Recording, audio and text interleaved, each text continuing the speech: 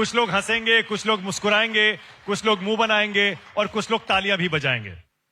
Cockroach पूरी दुनिया में मशहूर हो गया है। थोड़ी सी मार्केटिंग भी मैं कर लूं यहां पर। यह पहली बार है जंतर मंतर के आंदोलन के बाद कि अभिजीत दिपके, सौरभ दास और आशुतोष रांका एक साथ किसी स्टेज पर आए हैं। तो जोरदार तालियों के साथ स्वागत करिए क्रांतिकारी कॉकरोचेस या फिर द थ्री मस्किटियर्स का। अभिजीत दिपके बीच में है, आशुतोष रांका हैं, सौरभ दास हैं। थ्री मस्किटियर्स ठीक कहा मैंने? चलेगा अभिजीत? चलेगा, बिल्कुल चलेगा। चलेगा? यस। तीनों दोस्त हैं, दोस्त कह सकते हैं ना? Yes. Okay, thanks for coming first of all. Thank you so much. Ashutosh सीधे जयपुर से आए हैं, अभिजीत शायद दिल्ली में ही थे। मैं कल ही महाराष्ट्र से आया हूँ, जयपुर जाना था मुझे भी। सौरभ भी स्पेशली पौंडीचेरी से आए हैं, इसीलिए इस एफर्ट के लिए थैंक यू पहले। और आते ही आपने दिल्ली में धमाल कर दिया, फिर से आपने मार्च का ऐलान कर दिया। दिल्ली आते हैं तो बवाल करने आते हैं क्या आप? क्या ऐलान किया है आज? मजबूरी में करना पड़ता है, हम थोड़ी ना करना चाहते। बट वही था कि अभी 1 महीना होने को आ रहा है और हम बार बार बोल रहे हैं कि जो विक्टिम्स की फैमिली है उन्हें कंपनसेशन दे दीजिए आप। 1 करोड़ की बात है। 1 करोड़ कोई बड़ा अमाउंट नहीं है गवर्नमेंट के लिए, बिकॉज 50-50, 100 करोड़ आप MPs MLA खरीदने में लगा देते हो, तो इन फैमिलीज को 1 करोड़ क्यों नहीं दे रहे हो आप? It's not a big amount.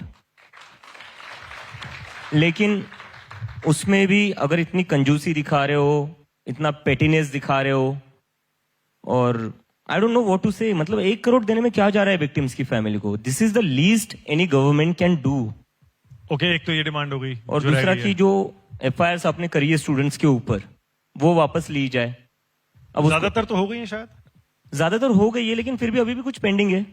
वो कह रहे हैं वो क्रिमिनल्स हैं जिनकी ज्यादातर जो हुई है मुझे लगता है वो बाकी स्टेट्स में हुई है, दिल्ली वाले अभी बाकी है बहुत। तो दिल्ली वाले होने चाहिए, क्योंकि क्यों हैरेस करना है? ये जो स्टूडेंट्स आए थे वो किस लिए आए थे? They were just there for their rights, their educational rights. और क्या मांग रहे थे वो?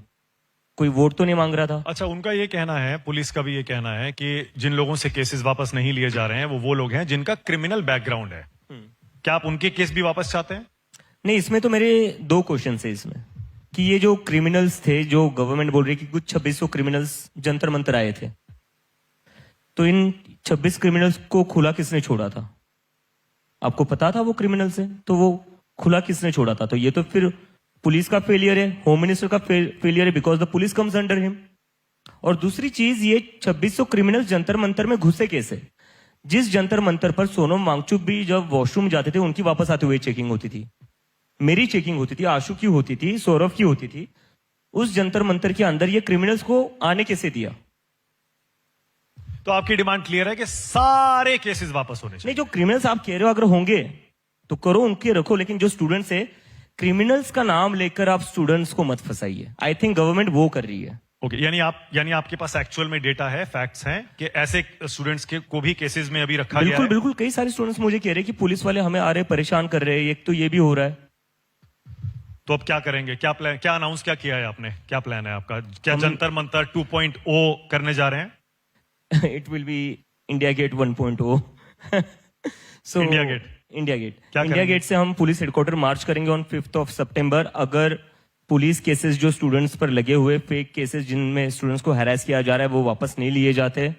और दूसरा, प्लीज 1 करोड़ दे दीजिए उन विक्टिम्स की फैमिली को, बिकॉज हम मिलकर आए, लोअर मिडिल क्लास से आते हैं वो, उनको अपने बच्चों को डॉक्टर बनाना था, जमीन गिरवी रखकर पैसा फंड कराया एजुकेशन अपने बच्चों का। कोई किसान था, मैं आकांक्षा चतुर्वेदी के फैमिली से मिला था, उसके पापा को पैरालिसिस का अटैक आकर गया है, हार्ट अटैक आकर गया है, छोटा केटरिंग का बिजनेस था। अभी उन्होंने लिया था 15 लाख का लोन बेटी को डॉक्टर बनाने के लिए, और उनको लग रहा था बेटी डॉक्टर बन जाएगी तो घर आगे वही चलाएगी, क्योंकि पैरालिसिस के अटैक के बाद it was not possible for him to sustain the livelihood of the family.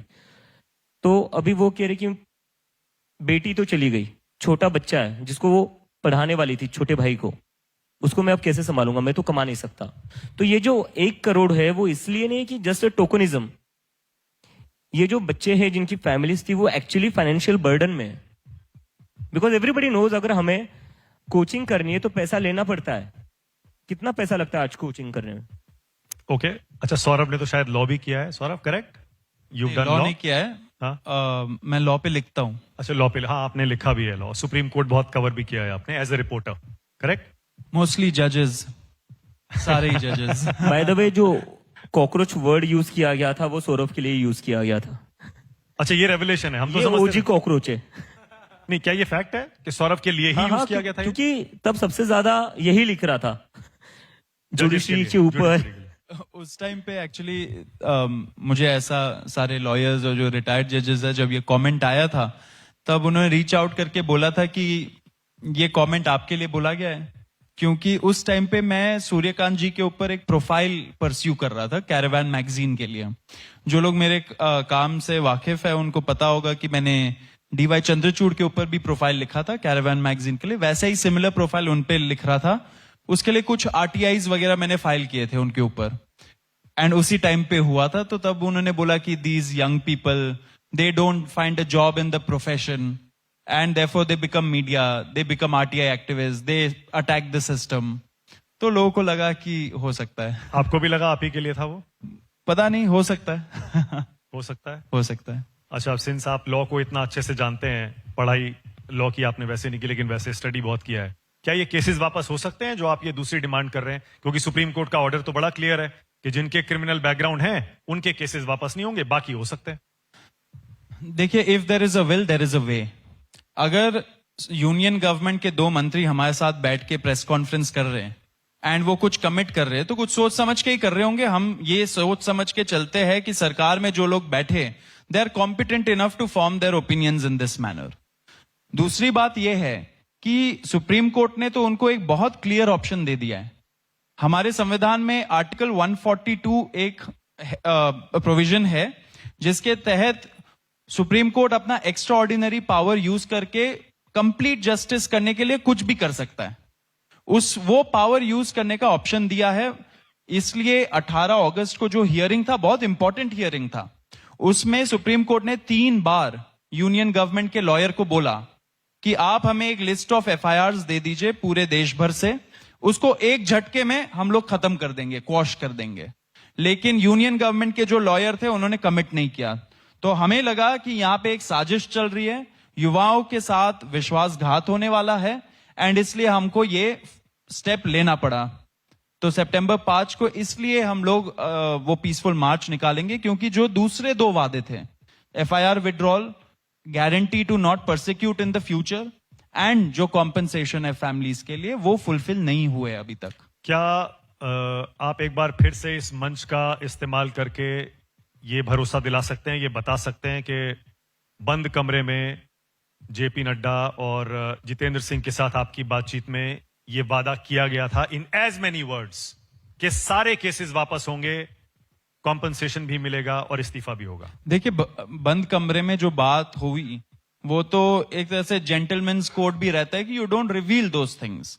लेकिन जो रिवील हुआ है वो तो पूरे देश भर के सामने प्रेस कॉन्फ्रेंस में मैं और आशुतोष बैठे थे दोनों मिनिस्टर्स के साथ। उसमें उन्होंने बहुत स्पष्ट शब्दों में बोला कि सारे एफआईआर्स विड्रॉ होंगे, फ्यूचर में किसी भी प्रोटेस्टर को टारगेट नहीं किया जाएगा, एंड जो कॉम्पनसेशन है एक ऑनरेबल अमाउंट सारे फैमिलीज को मिलेगा।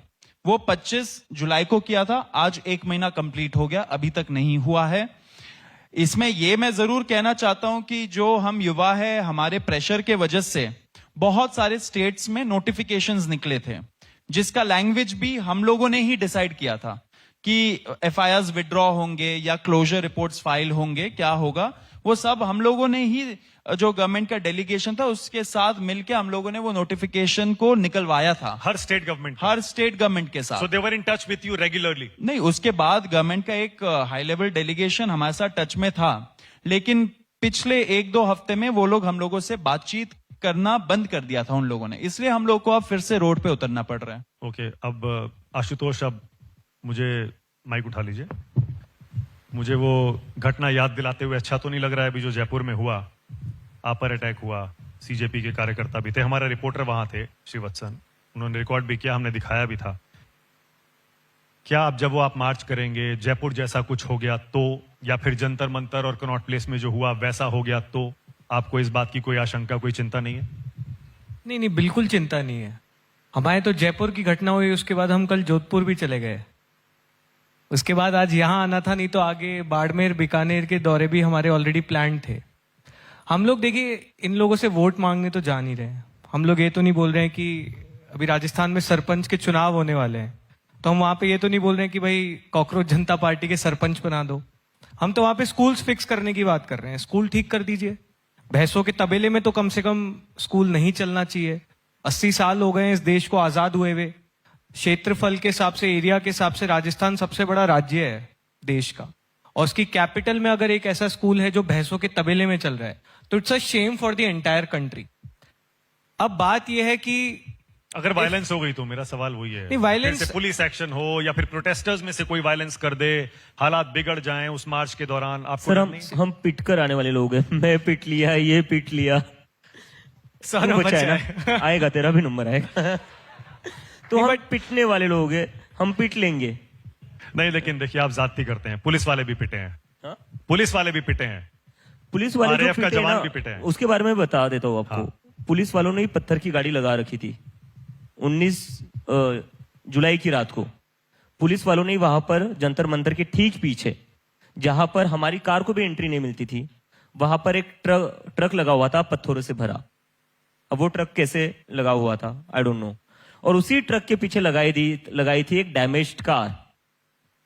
तो मुझे लग रहा है क्रिस्टोफर नोलन भी शर्मा जाएगा दिल्ली पुलिस के सामने। मतलब आप उसमें कॉन्स्पिरेसी देखते हैं? ये प्रॉपर एक ऑस्कर विनिंग स्क्रिप्ट थी। इस पे आप अगर न्यूज लॉन्ड्री का एक रिपोर्ट भी निकला उसके बाद, उसमें लिखा हुआ था कि ये जो ट्रक था जिसमें स्टोन्स मिले गए थे, जो हम लोगों ने पुलिस को 3 बार फ्लैग किया तब जाके शायद उसका कुछ हुआ होगा पुलिस की तरफ से कार्रवाई, वो ट्रक 5 दिन पहले दिल्ली पुलिस ने सीज की थी। तो एक सीज ट्रक इतना पत्थर भर के एक हाई सिक्योरिटी जोन में इतने क्रूशियल डे के पहले कैसे लगाया गया वहां पे? क्या उसी ट्रक के पत्थरों का इस्तेमाल करके वो वायलेंस हुई थी? क्या आप ये कहना चाह रहे हैं? प्लान तो वही था। प्लान तो एग्जैक्टली वही था कहीं ना कहीं। क्योंकि जब हम लोग, मैं और सौरभ सुबह 20 तारीख को सुबह हमें जब ये बताया गया कि इस तरह का ट्रक पार्क्ड है, तो हमें पुलिस ने बोला कि ये तो एमसीडी का डेब्रिस ट्रक है, ये तो पत्थर कलेक्ट करके लाया था, ये पता नहीं यहां कैसे पहुंच गया। लेकिन जो न्यूज लॉन्ड्री की रिपोर्ट कोट कर रहा है उससे बहुत क्लियरली दिख रहा है कि it was a seize truck. पर वायलेंस तो हुई थी, आपको मानना पड़ेगा ये बात। फैक्ट है, वीडियोस हैं। नहीं देखो, वायलेंस पुलिस वालों के, जवानों के खिलाफ भी हुई है। नहीं, मैं उस पर आ रहा हूं। जो वायलेंस हुई है, आप उन लोगों को देखिए कौन थे। हम में से कोई नहीं था। हम 1 महीने से बैठे हुए थे वहां पर। 1 महीने में कोई ऐसी घटना हुई? बिल्कुल नहीं हुई। उल्टा आते थे बाहर से लोग, सर फोड़कर चले जाते थे। निशु नाम की लड़की है जिसके पिता का सर फोड़ा था, और मैं जाकर पुलिस वालों को बोल रहा था, सर ऐसा हुआ है, इनको अरेस्ट करने के लिए क्या करना पड़ेगा? डीसीपी का रिस्पॉन्स आता है, ऐसे हम रैंडमली किसी को अरेस्ट नहीं कर सकते। इसका क्या मतलब है? मतलब यहां पर कोई आकर सर फोड़ रहा है और डीसीपी कह रहे हैं कि हम रैंडमली अरेस्ट नहीं कर सकते। तो मैंने डीसीपी को कहा, तो फिर आप कल रात उन लोगों के घर कैसे पहुंच गए जो यहां पर पानी बांट रहे हैं? तो कह रहे नहीं, now you are making political statement. बोला, I am not making political statement, you are just not doing your duty. तो ये ऑर्केस्ट्रेटेड था। पुलिस वालों पर जो हमला हुआ है गलत हुआ है, लेकिन वो भी प्री प्लान था। जो लोग इस प्रोटेस्ट के खिलाफ थे उनसे, हम में से हमारा जो भी सपोर्टर था उनमें से किसी ने भी ये नहीं किया। It was a clear, like वो लोग बोल रहे थे, वीडियो भी डाला था, जिन लोगों ने सर फोड़ कर गए थे निशु के पापा का, वो बोल रहे थे अभी एक को मारा, शाम को आऊंगा और को पेल कर जाऊंगा। और उसके बाद भी मैं पुलिस को बोल रहा हूँ क्या करना पड़ेगा सर इनको अरेस्ट करवाने के लिए? पुलिस कहती है कोर्ट का ऑर्डर लाना पड़ेगा। तो मैंने बोला अब आपके सामने कोई पीटर और आप कह रहे कोर्ट का ऑर्डर लाना पड़ेगा। तो फिर तो मेरे ख्याल से ये 1 करोड़ का जो कॉम्पनसेशन है उन पुलिस वालों के लिए भी आपको मांगना चाहिए, क्योंकि इंजर्ड तो वो भी हुए ना। नहीं, बिल्कुल कंपनसेशन दे गवर्नमेंट। अब आप ये सोचिए, जो गवर्नमेंट उन बच्चों की फैमिलीज को कंपनसेशन नहीं दे रही है जिन्होंने सुसाइड करी, आपको लगता है ये पुलिस वालों को भी देंगे कंपनसेशन? लगता है? इनको पैसा बस इनसे तभी निकलता है जब इनको सरकार गिरानी होती है, जब एमएलए खरीदने होते हैं, एमपीज खरीदने होते हैं। पुलिस वालों को तनख्वाह कितने देते हैं ये लोग? मुझे तो बुरा लगता था जंतर मंतर पर जो लोअर रैंक ऑफिसर्स थे उनके लिए। ऊपर वाले ऑफिसर तो ठीक है, उनके पॉलिटिकल बॉसेस होते हैं। लोअर रैंक वाले हमारे साथ ही वहां पर दिन रात रहते थे। उनकी तनख्वाह कितनी होगी? 30-40 हजार, 50 हजार मैक्सिमम। उनके खुद के बच्चे कोचिंग जाते होंगे, उनकी बच्चों की एजुकेशन भी तो कितनी एक्सपेंसिव हो रखी है। और वो आकर बताते थे। पुलिस वाले 3 पुलिस वाले आए थे एक दिन, कैप पहनकर, मास्क पहनकर और ग्लासेस लगाकर, और मैं थोड़ा डर गया कि ये कौन आ गया। तो कहते हैं कि नहीं, थोड़ा साइड में आकर बात करते हैं। मैंने बोला क्या हो गया? कहते हैं हम पुलिस वाले, हमारी यहीं पर ड्यूटी लगी हुई है, लेकिन आज सपोर्ट करने आ रहे थे, तो आज हम ऑफ लेकर आए। आप जो कर रहे हैं बहुत अच्छे कर रहे हो, क्योंकि मेरी बेटी 10th में है और मैंने चाहता मेरी बेटी को भी वही झेलना पड़े जो आज बाकी लोग झेल रहे हैं। So this is the reality of the police officers, जो लो रैंक के ऑफिसर्स है। अब बाकी जिसको प्रमोशन चाहिए वो तो लाठी चलाएगा, टीयर गैस चलाएगा, पेलेट गन चलाएगा, जिससे भी पोस्ट रिटायरमेंट बेनिफिट मिल जाए। अच्छा, अब मैं थोड़ा सा ट्रैक बदलता हूं। 3 महीने पहले आपको ले चलूं, आपने कभी सोचा था कि इतने बड़े कंट्रोवर्सी के बाद इतनी कामयाबी मिल जाएगी, इतने बड़े सुपरस्टार बन जाएंगे, लोग सेल्फीज लेंगे, मीडिया वाले इंटरव्यूज के लिए पीछा नहीं छोड़ेंगे, एक स्टेज पे देखिए इतनी बड़ी भीड़, और इस समय करोड़ों लोग आपको टीवी पर, सोशल मीडिया पर देख रहे होंगे। 3 महीने पहले आशुतोष लगा था 3 महीने पहले आदत थी, ये ग्रासरूट पर काम कर रहा था। माइक लगे बोलिए। इसको आदत होगी बिकॉज ये ग्रास रूट पर काम कर रहा था 1.5-2 साल से राजस्थान में। ये पेपर लीक पर ही काम कर रहा था, आई थिंक पेपर लीक और वो डोल का बाढ़ जो था, सो ये ग्रास रूट्स पर बना हुआ था। हाँ, लेकिन इतनी क्या नोटराइटी बोलूं या फेमस नाम बोलूं, ये सोचा था ऐसे 3 महीने में? ऑब्वियसली ये जिस तरह का प्लेटफॉर्म बना स्टार्टिंग में भी, जब, क्योंकि मैं इसको जानता हूँ 6-7 सालों से, आई हैव नोन दीप के, तो जब ये प्लेटफॉर्म ब्लो अप हुआ, मैं देख रहा हूँ कि मैं इंस्टा का सीजेपी का अकाउंट रिफ्रेश कर रहा हूँ, 1 मिलियन फॉलोअर बढ़ गए हैं, फिर एक बार और रिफ्रेश कर रहा हूँ तो 1 मिलियन बढ़ गए हैं। तो वो 4 दिन में आई थिंक 20 मिलियन फॉलोअर्स के आसपास हम लोग हिट कर गए थे। तो इन ऑल ह्यूमिलिटी हम सबका ये मानना है कि अंडरलाइंग एक फ्रस्ट्रेशन थी लोगों में, जनता में एक अंडरलाइंग फ्रस्ट्रेशन बहुत ज्यादा थी कि ठीक है, मजाक मजाक में हमने एक सीजेपी का एक सटायरिकल पेज बनाया है, लेकिन एक्चुअली जनता फील कर रही है कि उन्हें कीड़े मकोड़ों की तरह ट्रीट किया गया है, और मजाक मजाक में ही सही वो इस प्लेटफॉर्म के आइडिया से रेजोनेट कर रहे हैं। तो वो फ्रस्ट्रेशन ही कहीं ना कहीं जंतर मंतर पर दिखी है, वही फ्रस्ट्रेशन आज जो स्कूल ठीक करो कैंपेन हम लोग कर रहे हैं उसमें दिख रही है। हम लोग फेसेस हैं, दीप के ऑब्वियसली इनिशिएटर है, एंड दीप के specially was the one who took the plunge कि मैं आके लड़ूंगा। हाँ, मैं इसी पे आ रहा था। थोड़ा बताइए शुरू कैसे हुआ, स्टार्ट कहां से हुआ? अभिजीत बताइए कहां से शुरू हुआ था। हम तो वही सुनते हैं ना, सीजीआई का एक कोट आया सौरभ के बारे में। एक्चुअली वही था कि सीजीआई को कोट आया और मैं वर्कआउट करने चला गया था जिम में, बॉस्टन में। हाँ बोस्टन में। तो मैं जिम से आता और मैं शाम का टाइम था, मतलब दिन भर जॉब्स के लिए अप्लाई करो, डिग्री हो चुकी थी तो जॉब ढूंढ रहा था, जॉब्स के लिए अप्लाई करो दिन भर, शाम को जिम चले जाओ और रात को थोड़ा फीफा खेलो प्ले स्टेशन पर। तो मैं प्ले स्टेशन पर फीफा खेलने लग गया और उसके बीच में थोड़ा ब्रेक ले लिया, तो ट्विटर खोला मैंने और मैंने कमेंट देखा, वहां पर सीजीआई बोल रहे कि जो लोग क्रिटिसाइज करते रहते हैं, कुछ काम नहीं है इनको, सारे आलसी है, जॉब्स नहीं है। तो मैंने बोला ये कैसे, क्या बोल रहे हैं यार, ये तो चीफ जस्टिस ऑफ इंडिया है, कॉन्स्टिट्यूशन को तो आपको गार्ड करना है, कॉन्स्टिट्यूशन में फ्रीडम ऑफ एक्सप्रेशन दिया है, आप उसी के लिए लोगों को डिमीन कर रहे हो, इंसल्ट कर रहे हो। तो मैंने ऐसे ही लिख दिया कि what if all cockroaches come together, और उसके बाद मैं अपना वापस से फीफा खेलना शुरू कर दिया। तो 2-3 घंटे बाद मैंने वापस से मोबाइल देखा तो मैंने देखा उस पर काफी सारे कमेंट्स आ गए, और तब वहां पर आई थिंक यूएस में रात के 10-11 बज रहे थे। तो मैंने देखा कि बहुत सारे कमेंट्स आ गए कि कुछ तो करना चाहिए, अपना खुद का कुछ लॉन्च करते, पार्टी लॉन्च करते, कोई ऑर्गेनाइजेशन लॉन्च करते। तो नींद तो आती नहीं है हम लोगों को, हम लोग लेट ही सोते सारे। तो मैंने सोचा कुछ करते, कॉकरोच जनता पार्टी नाम का ना कुछ खुराफात करते। तो ऐसे ही मजाक मजाक में मैंने डाल दिया कि we are launching cockroach Janata party. इस पार्टी में आपको अगर शामिल होना है तो 4 क्राइटेरियाज है, you have to be lazy, you have to be unemployed, chronically online, और आपको प्रोफेशनली रैंट करते आना चाहिए।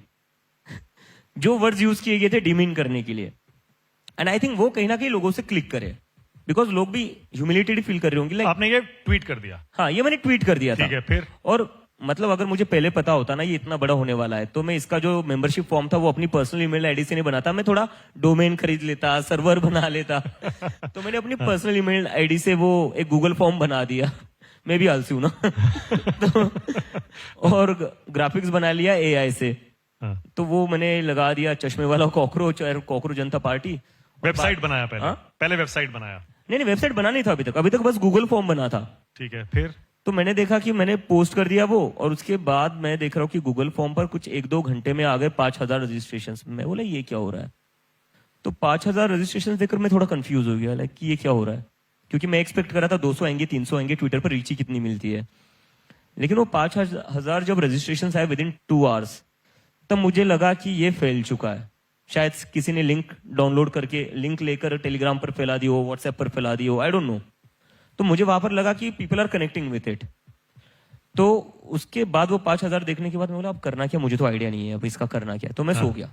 सो गए। मैं सुबह उठकर देखता हूँ 12 घंटे के अंदर 50,000 लोगों ने रजिस्टर कर लिया। तो then I was like what the, यहाँ नहीं बोलूंगा। मुझे समझ में करूं क्या, मैं 50,000 लोगों ने साइन अप कर लिया। I was clearly not prepared for it. अब ये लोग एक्सपेक्ट तो कुछ कर रहे होंगे। अच्छा, आप इन दोनों को पहले से जानते थे? हाँ, सौरभ को मैं ट्विटर और 1-2 बार मिले भी थे हम, और ट्विटर पर मैं सौरभ का काम फॉलो किया करता था। और आशुतोष के साथ तो मैंने आम आदमी पार्टी में पहले काम किया है। ओके। और आम आदमी पार्टी में ही करा है, कोई टेररिस्ट ऑर्गेनाइजेशन नहीं थी वो। इनफैक्ट जो ये कमेंट आया था उससे 1 हफ्ते पहले हमारी बात हुई थी।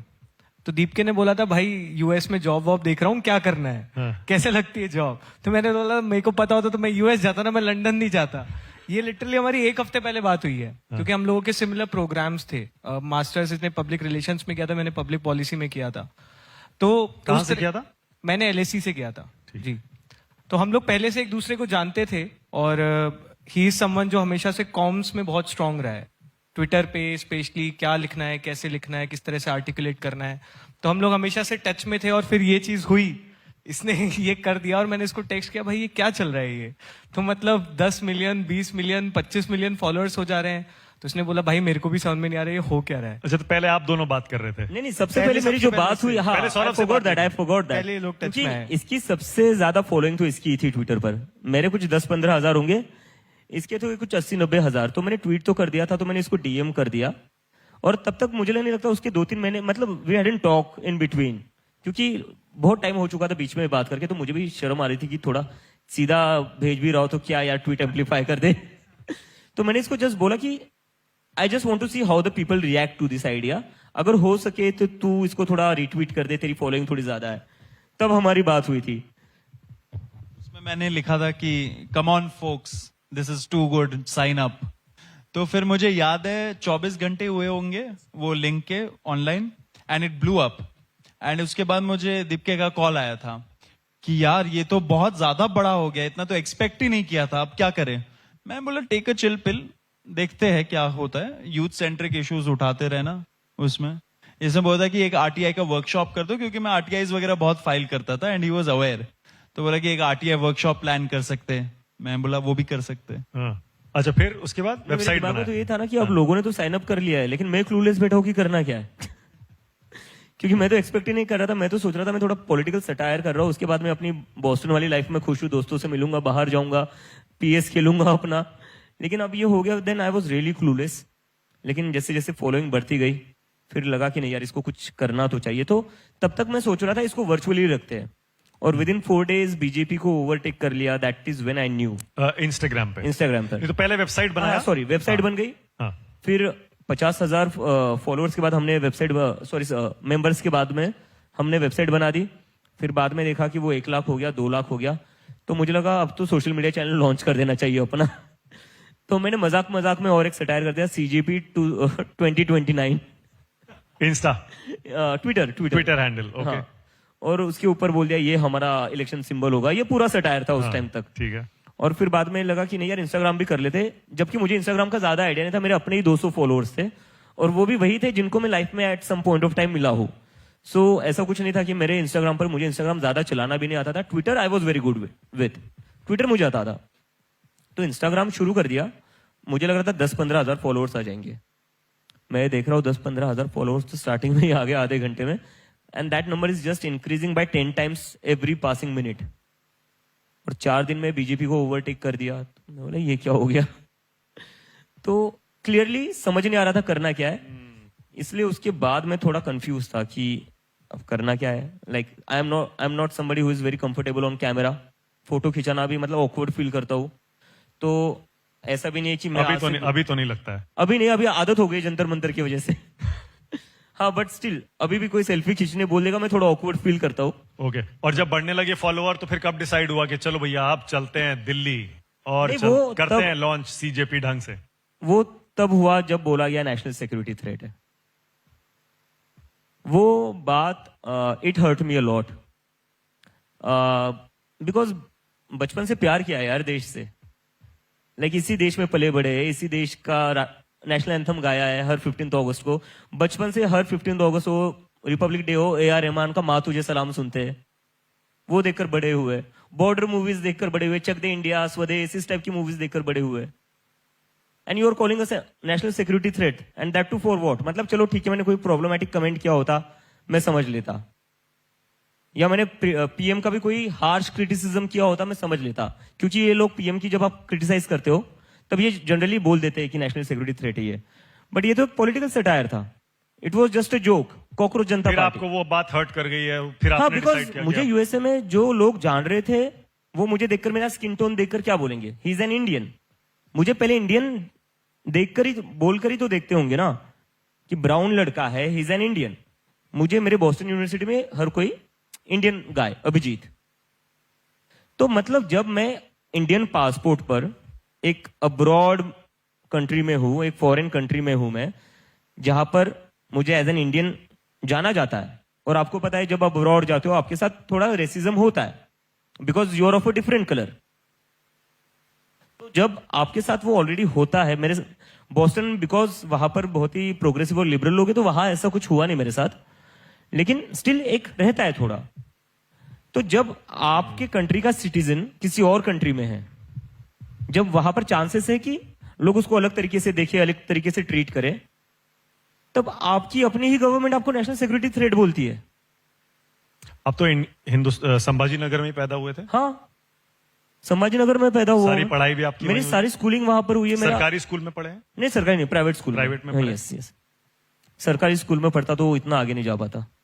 ये हालत है हमारे देश के सरकारी school. But coming back to the आपके पॉइंट, अब थोड़ा फैमिली बैकग्राउंड के बारे में बताइए। देखिए आज ये मौका है कि देश की जेन जी आपके बारे में और जाने, बैकग्राउंड के बारे में जाने, किन रूट से आप निकले हैं, कैसे यहाँ तक पहुंचे हैं। मुझे लग रहा है मैं ही थोड़ा ज्यादा बोल नहीं, रहा हूँ। अभी इनकी भी बारी आने वाली है, दोनों की आ रही है अभी। नहीं, सो मेरा तो ये है, लाइक प्राइवेट स्कूल में पढ़े? आइडेंटिटी पॉलिटिक्स में करना नहीं चाहता, but I come from a Dalit family. और उसमें यह है कि मेरे डैड को बेनिफिट मिला रिजर्वेशन का, इसलिए उनको एक अच्छी जॉब मिली, और जिसकी वजह से I could go to a private school, I could have better opportunities, I could have better privileges. क्या क्या करते थे आपके डैडी? मेरे डैड इंजीनियर थे। इंजीनियर थे? प्राइवेट जॉब में? हाँ, नहीं, गवर्नमेंट जॉब। गवर्नमेंट जॉब में। तो मेरे डैड इंजीनियर थे, एंड देन वो बन गए अब इंजीनियर, उसकी वजह से तो मैं बॉस्टन तक जा पाया, वरना मैं कहा जाता मैं। हाँ, आपने कहीं कहा भी था कि बॉस्टन जाने के लिए आपके डैडी ने लोन वोन लिया था, कुछ ऐसा? हाँ, मैंने खुद लोन लिया है, और मुझे स्कॉलरशिप भी मिली है, जिसका लेटर भी है मेरे पास। वो लोन पे हो गया या अभी भी जारी है उसकी नहीं, EMI? वो तो अभी पे करना है, अभी तो मेरी पढ़ाई खत्म हुई है ना। तो यूएस में रहने का प्लान वही था मेरा, कि यूएस में रहकर मैं कमा लूंगा पैसा, लोन रिपे कर दूंगा एंड ऑल दैट। लेकिन वही है कि कमिंग फ्रॉम अ फैमिली, अब जैसे मेरे डैड पढ़ लिख गए, मेरे गांव में और कोई पढ़ा लिखा नहीं है, मेरे इमीडिएट जो रिलेटिव्स है वो कोई पढ़ा लिखा नहीं है। मेरे चाचा अभी भी एक छोटी दुकान चलाते हैं, मेरी बुआ अभी भी खेतों में काम करती है, या डेली वेज लेबरर की तरह काम करती है जब जाना पड़ता है। तो मैंने वो देखा है पास से। आई कम फ्रॉम दोज रूट्स। आपने 10th के बाद क्या, साइंस, कॉमर्स, क्या पढ़ा? मैंने साइंस और कॉमर्स ट्राई किया था, but then I switch to communication. Communications. तो वहां से मैं और आता हूं। बॉस्टन में क्या पढ़ा? 12th के बाद चले गए थे? नहीं, अभी तो मैं फिर पुणे में मैंने ये किया, अपना अंडरग्रेड किया। उसके बाद I work with the Aam Aadmi Party, I came to Delhi. एक तो मैंने ये भी नहीं सोचा था कभी, क्योंकि जहां से मैं आता हूं ना, संभाजी नगर से, वहां सपना क्या होता है हम लोगों का, या तो आप बहुत सक्सेसफुल हो जब आप या डॉक्टर या इंजीनियर बन जाओ, या फिर आपके पास एक दूसरा एक है कि आप कंपनी में जॉब कर लो। तो एस्पिरेशंस हमारे लिए वो थी कि कंपनी में एक जॉब कर लो। तो आई could have never imagined in my life कि मैं दिल्ली भी आ सकता हूँ, या फिर दिल्ली आने के बाद मैं बॉस्टन भी जा सकता हूँ। लेकिन वो हुआ कि मैं पुणे चला गया, तो थोड़ा एक्सपोजर मिल गया मुझे, जहां पर लोग बाहर जा रहे। तो फिर मुझे लगा यार मुझे भी कुछ करना चाहिए। तो अभी पढ़ाई खत्म हो गई है ना? हाँ, पढ़ाई नाउ यू आर खत्म। Back in India. I am back in India. अभी वापस नहीं जा रहे ना? या नो नॉट एट ऑल। बहुत सारे लोगों को पसंद मुझे नहीं आएगी। बैग्स लेने के लिए जाना पड़ेगा, मेरे बैग्स अभी भी वहीं पर रखे हुए हैं। सामान वही है अभी भी? सामान वहीं पर है। तो कब जा क्योंकि हुआ क्या, क्योंकि when I decided to come back to India, ये नहीं पता था कि जाना होगा ही नहीं वापस? नहीं, ये सोच रहा था ना जेल जाना पड़ेगा, तो एक छोटा कैबिन बैग लेकर आया था। तो जो बड़े बैग्स होते हैं नॉर्मली, जिसमें आप पूरा अपना सामान वो सब लेकर जाते हो, वो अभी भी वहीं पर है। अच्छा, मुझे लगता है सौरभ, डर तो देखिए सबको लगता है जेल जाने से या लॉ से। आपको शायद सबसे कम डर लगता होगा इन तीनों में, क्योंकि आप तो सुप्रीम कोर्ट के कॉरिडोर्स में खूब घूमे हैं। जजों पर अगर आप ये जो प्रोफाइल दोस्त है वो तो मजाक करते रहते कि ये तो 5 साल से जेल जाने के लिए वेट कर रहा है या क्योंकि- कोशिश कर रहा है? कि हाँ, नहीं कोशिश तो नहीं कर रहा हूँ, मतलब किसको शौक है जेल जाने का, लेकिन 5 साल से जिस किस्म से लिखना होता है ना, आपको तो पता ही है, सारे मीडिया वालों को पता है कि अभी ऑनेस्ट जर्नलिज्म करने का टाइम बहुत डेंजरस है। तो जब कोई ऑनेस्ट जर्नलिज्म करता है तो हमेशा डर रहता है। देखिए, मैं तो रिपोर्ट लिखता हूँ, कुछ लोग एक स्टेटमेंट पास करते हैं ट्विटर पे, उसके लिए एनएसए लग जाता है, यूएपीए लग जाता है, स्टोरीज कॉन्कॉक्ट हो जाती है। तो लेकिन जब ये मूवमेंट हुआ था ना, एंड जब मैं शामिल हुआ इसमें, एंड जो फर्स्ट प्रोटेस्ट हुआ था 6 जून को, उस टाइम पे मुझे लगा था, तब मुझे जो मेरे डाउट्स थे कि शायद जेल जाना पड़े, वो एकदम खत्म हो गए थे, क्योंकि the kind of unity that we saw at Jantar Mantar and beyond, क्योंकि बहुत सारे लोग दिल्ली नहीं आ पा रहे थे। नहीं, लेकिन देखिए, इतनी बड़ी सरकार को हेड ऑन ऐसे लेना, नहीं, जब हेड ऑन इतनी बड़ी गवर्नमेंट जब 65% पॉपुलेशन यूनाइट हो जाए, युवा यूनाइट हो जाए, तो कौन सा सरकार, कौन सा पावर उसके सामने नहीं झुकेगी। आपको ऐसा कब लगा कि पूरे देश के युवा आपके साथ हैं? क्योंकि बहुत लोग कह रहे थे वहां तो 15-20 हजार होंगे, 30 हजार होंगे, इंस्टा पे ठीक है चल गया। नहीं, But when did you ये feel क्वेश्चन that- हाँ। ये क्वेश्चन मुझे समझ में नहीं आता है कि 15-20 हजार लोग ही होंगे सिर्फ। आप क्या चाहते हो कि 2 करोड़ लोग अगर फॉलोइंग है पेज का, तो 2 करोड़ लोग रोड पे उतर आए, फिर तो कौन संभालेगा उनको? तो अगर 15,000 लोग भी आ रहे, it's a big number, and सरकार का ड्यूटी बनता है कि वो चीज को सुने, क्योंकि 15,000 लोग भी बहुत बड़ा एक संख्या है। बहुत छोटे छोटे स्टेट्स में तो 1-2 हजार वोटों में इलेक्शन पलट जाता है। You belong to Pondicherry? आपका बचपन वहीं गुजरा है पौंडीचेरी में? मैं यहाँ पे दिल्ली में बॉर्न हुआ हूँ, एंड पौंडीचेरी में मैं ज्यादातर मेरा लाइफ वहीं कटा है। अभी फैमिली वहीं है? फैमिली वहीं रहती है। पढ़ाई भी मैंने दिल्ली में, पौंडीचेरी में, फिर देहरादून में किया है, फिर वापस से अब दिल्ली में हूँ। क्या पढ़ाई की? अंग्रेजी में की होगी आपने तो शायद।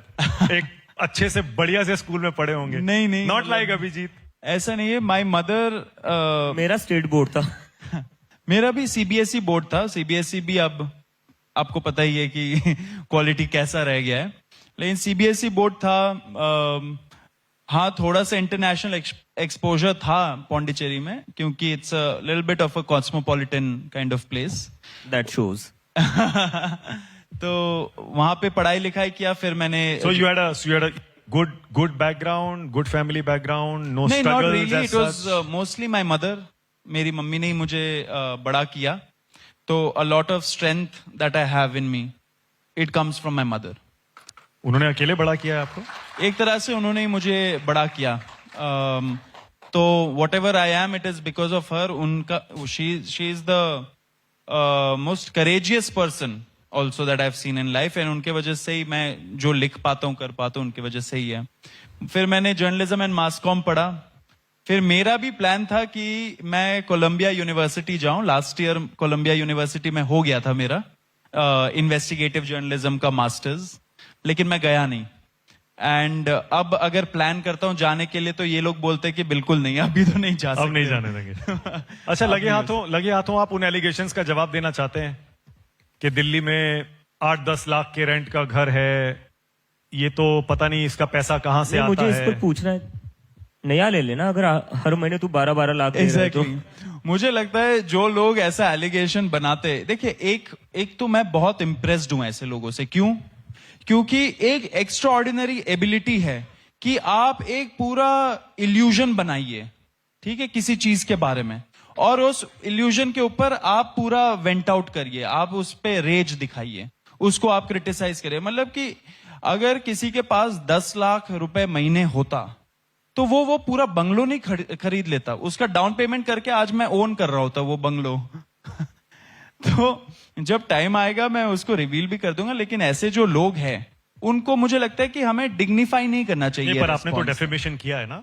नहीं, मैंने इंजंक्शन फाइल किया है। डेफेमेशन अलग होता है। इंजंक्शन फाइल किया है क्योंकि बहुत बकवास प्रोपेगेंडा चल रहा है। मैंने सोचा इतने सारे लोग हैं हेल्प करने के लिए हमारे लिए, तो उनका हेल्प भी एक्सेप्ट करता हूं। तो हम लोगों ने इंजंक्शन मैंने फाइल किया है, इसलिए मैं ज्यादा भी बता नहीं पाऊंगा। एक बार कोर्ट का कुछ ऑर्डर आ जाए, उसके बाद मैं जो रिवील करना है, जो कोई पूछेगा, मैं खुद ब खुद रिवील कर दूंगा। लेकिन ये एकदम मतलब कि इट्स लाफेबल कि 10 लाख रुपए महीने का मैं रेंट देता हूं, ऐसे पता नहीं कौन। अगर आप ये स्टोरी भी पढ़ोगे ना, शुरू में बोला था 5 लाख महीने का देता हूं मैं, फिर 7 से 10 लाख हुआ, फिर 12 लाख महीने का हुआ, एंड अभी जो एक वेबसाइट था वो मेरे घर के बाहर पहुंच गए, उन्होंने बोला 12 लाख एक साल में देता हूं, मतलब कि 1 लाख महीने का।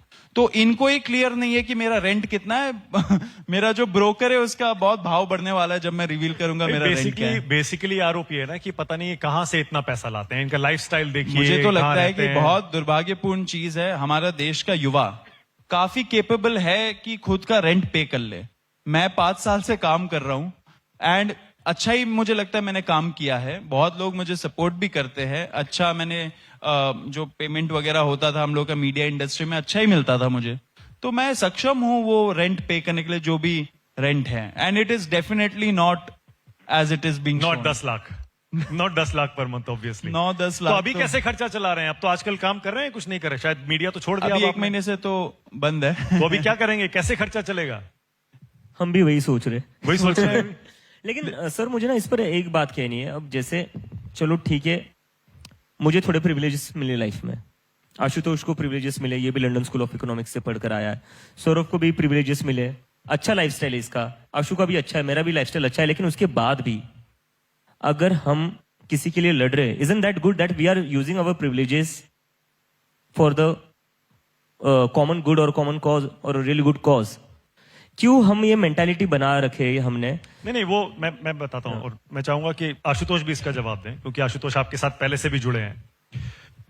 जब भी कोई इस तरह का मूवमेंट होता है ना, एक्टिविज्म होता है, तो लोग कहते हैं पीछे से कोई फंड कर रहा है। वो याद करिए अन्ना आंदोलन, बोलते संघ ने फंड किया है, फिर कोई और आंदोलन आएगा, बोलेंगे किसी और ने फंड किया। तो ये ऐसा तो है, फ्री में तो हो नहीं जाता, खर्चा तो होता है। आशुतोष, क्या आप उन सारे कॉन्स्पिरेसी थ्योरीज को आज why don't you put to rest, कि भाई कैसे हम चला रहे थे वहां पर, क्राउड फंडिंग हो रही थी या क्या हो रहा था? मैंने आपके शो में ही आंसर दे दिया है इसका।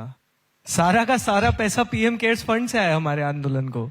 अभी वो एक दिमागी नक्सल पार्टी बनी है, उन्होंने भी यही, उनको भी पीएम केयर्स फंड से आ रहा है, क्योंकि उन लोगों के हिसाब से देश में और कोई नेशनल इमरजेंसी तो है नहीं। तो वो जो 80-90 लाख उन लोगों ने खर्च किए हैं पिछले 1-2 सालों में, वो सारा हमारे सीजेपी को स्पॉन्सर करने के लिए किया है। आई एम नॉट लाइंग। आप लोग प्लीज पीएम केयर्स फंड की जो भी ऑडिट रिपोर्ट है, प्लीज पूरी ऑडिट रिपोर्ट रिलीज कीजिए। सारा का सारा पैसा सीजेपी को पीएम केयर्स फंड से है। आशु, एक और चीज भूल रहे हैं, थोड़ा सा इलेक्टोरल बॉन्ड्स बीजेपी की तरफ से भी आया है, तो उनका भी जांच हो जाना चाहिए। नहीं, लेकिन उधर जाएंगे तो फिर तो आपको ये भी बताना पड़ेगा। अच्छा, इसका ये राम मतलब मंदिर का आपकी, चंदा थोड़ा इधर तो नहीं डाइवर्ट हुआ था? इसका मतलब आपकी पॉलिटिकल पार्टी है। इलेक्टोरल बॉन्ड से तो पॉलिटिकल पार्टी को ही मिलता है। कॉकरोच जनता पार्टी सर, सीजेपी 2029। तो पॉलिटिकल पार्टी तो नहीं है, आप तो बोलते हैं प्रेशर ग्रुप है। नहीं, देखिए पॉइंट क्या है, पॉइंट ये है सर कि एक 2 महीने पुराना आंदोलन है जो जंतर मंतर पर चल रहा है। वहां पर जितने भी लोग मौजूद हैं, हमारी टीम के कई साथी यहाँ पर मौजूद हैं। हमारे सोनम सर जब पहली बार आए थे 6 जून को, हमारी स्टेज वहां पे लग रही थी। और स्टेज कैसे लग रही है, 2 फंटे किसी ने लगाए, उसके ऊपर 2 फंटे और लगे और हमारी स्टेज बन गई। सोनम सर वहां पर खड़े, हमारे पीछे स्टेज का बैकड्रॉप फट गया है। लाइव वो अपनी बात रख रहे हैं और पीछे हमारा जो बैकड्रॉप था वो फट गया है। वहां पर स्पीकर सिस्टम हमारा नहीं है, एक छोटा सा साउंड सिस्टम कोई लेके आया था, उसका तार टूट गया है। पानी पिलाने का हमारे कोई सिस्टम नहीं है, कुछ भी नहीं था, देयर वाज नथिंग। तो आप उस आंदोलन से एक्सपेक्ट कर रहे हैं कि सारी ट्रांसपेरेंसी वो रखे।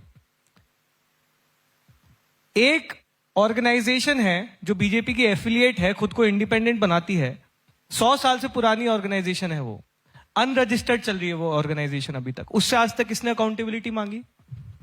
जो 50-50 करोड़ रुपए देकर ये पार्लियामेंटेरियंस खरीदे जा रहे हैं, उससे कौन अकाउंटेबिलिटी मांग रहा है? और हर डिस्ट्रिक्ट में, every single district BJP has an office, और लग्जूरियस ऑफिस है।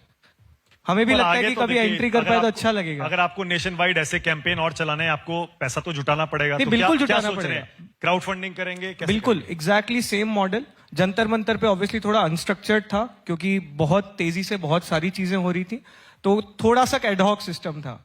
जैसे स्टेज के सामने हमने एक बहुत छोटा सा पीपा लगा रखा था, पीपा रख रखा था, उस पर डोनेशन बॉक्स लिखा हुआ था, पीछे तो पता ही नहीं पड़ता था लोगों को।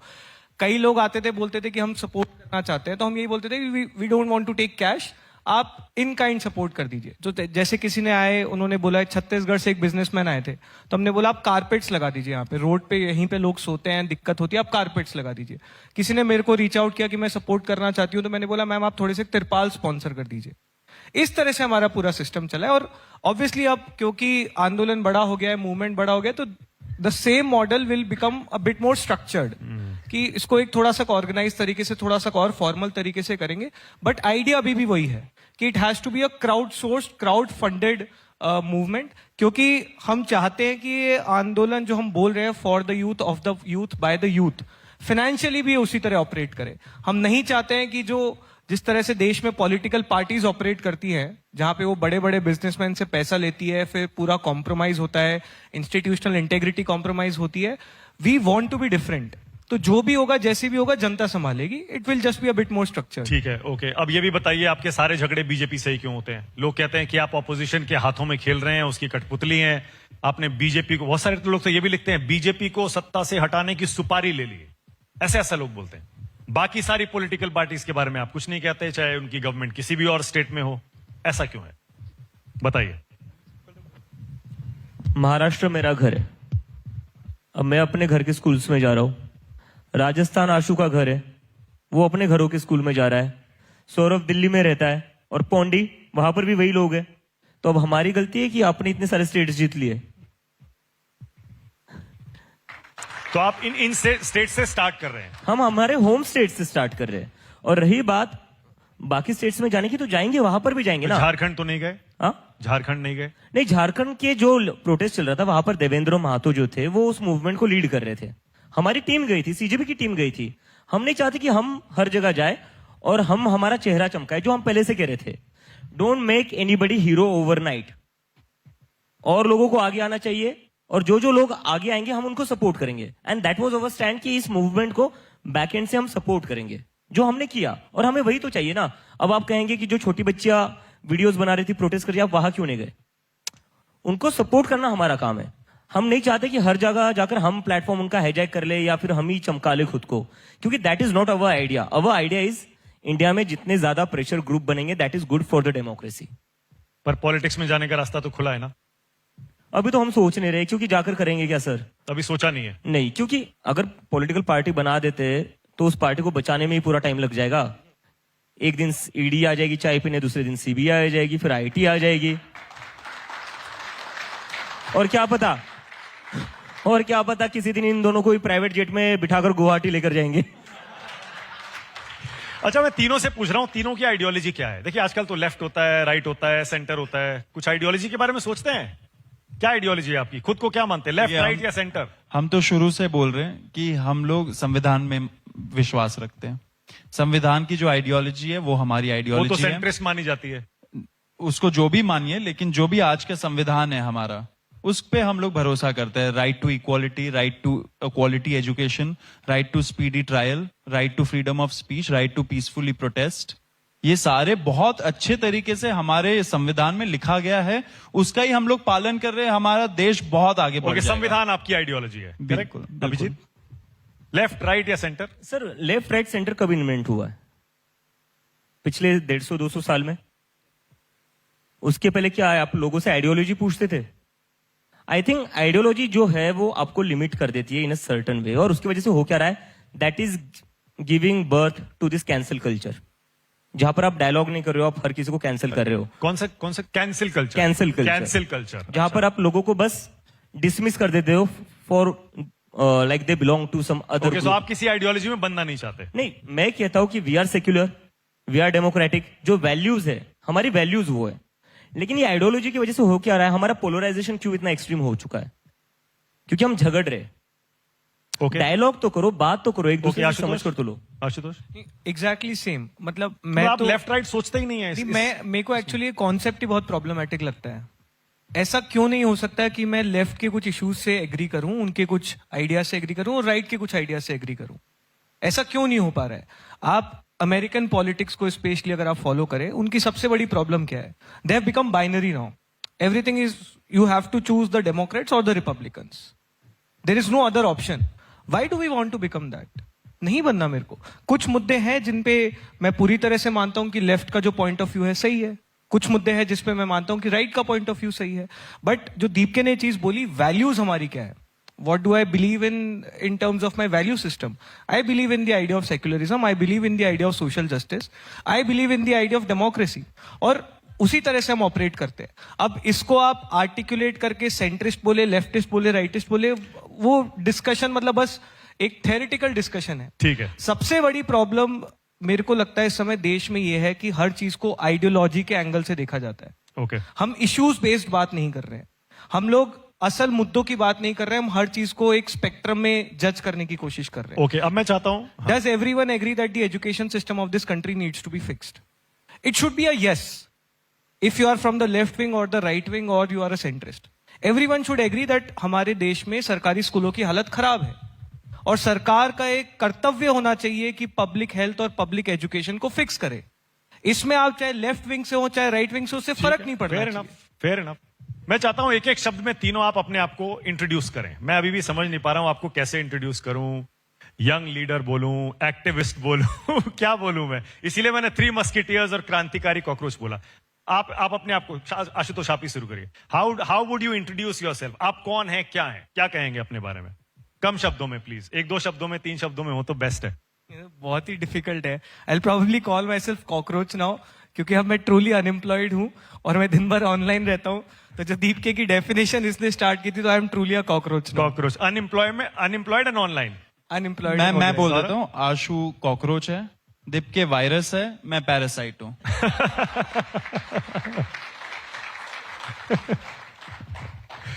मैंने आपसे आपके बैकग्राउंड के बारे में नहीं पूछा, लोग नाराज हो जाएंगे जेनजी वाले। आप अपने बारे में जरा बताइए, कहाँ पैदा हुए, कहाँ पढ़े लिखे, कौन से स्कूल में पढ़े, कौन सी पढ़ाई की, थोड़ा फैमिली बैकग्राउंड के बारे में बताइए। मैं पला बड़ा जयपुर में हूँ और स्कूलिंग वगैरह सब कुछ वहीं से हुआ है। और मिडिल क्लास फैमिली, ना कम ना ज्यादा, जितना जरूरत होती है डेली सस्टेन करने के लिए, एक फैमिली को सस्टेन करने के लिए, उतना हमेशा से फैमिली में रहा है।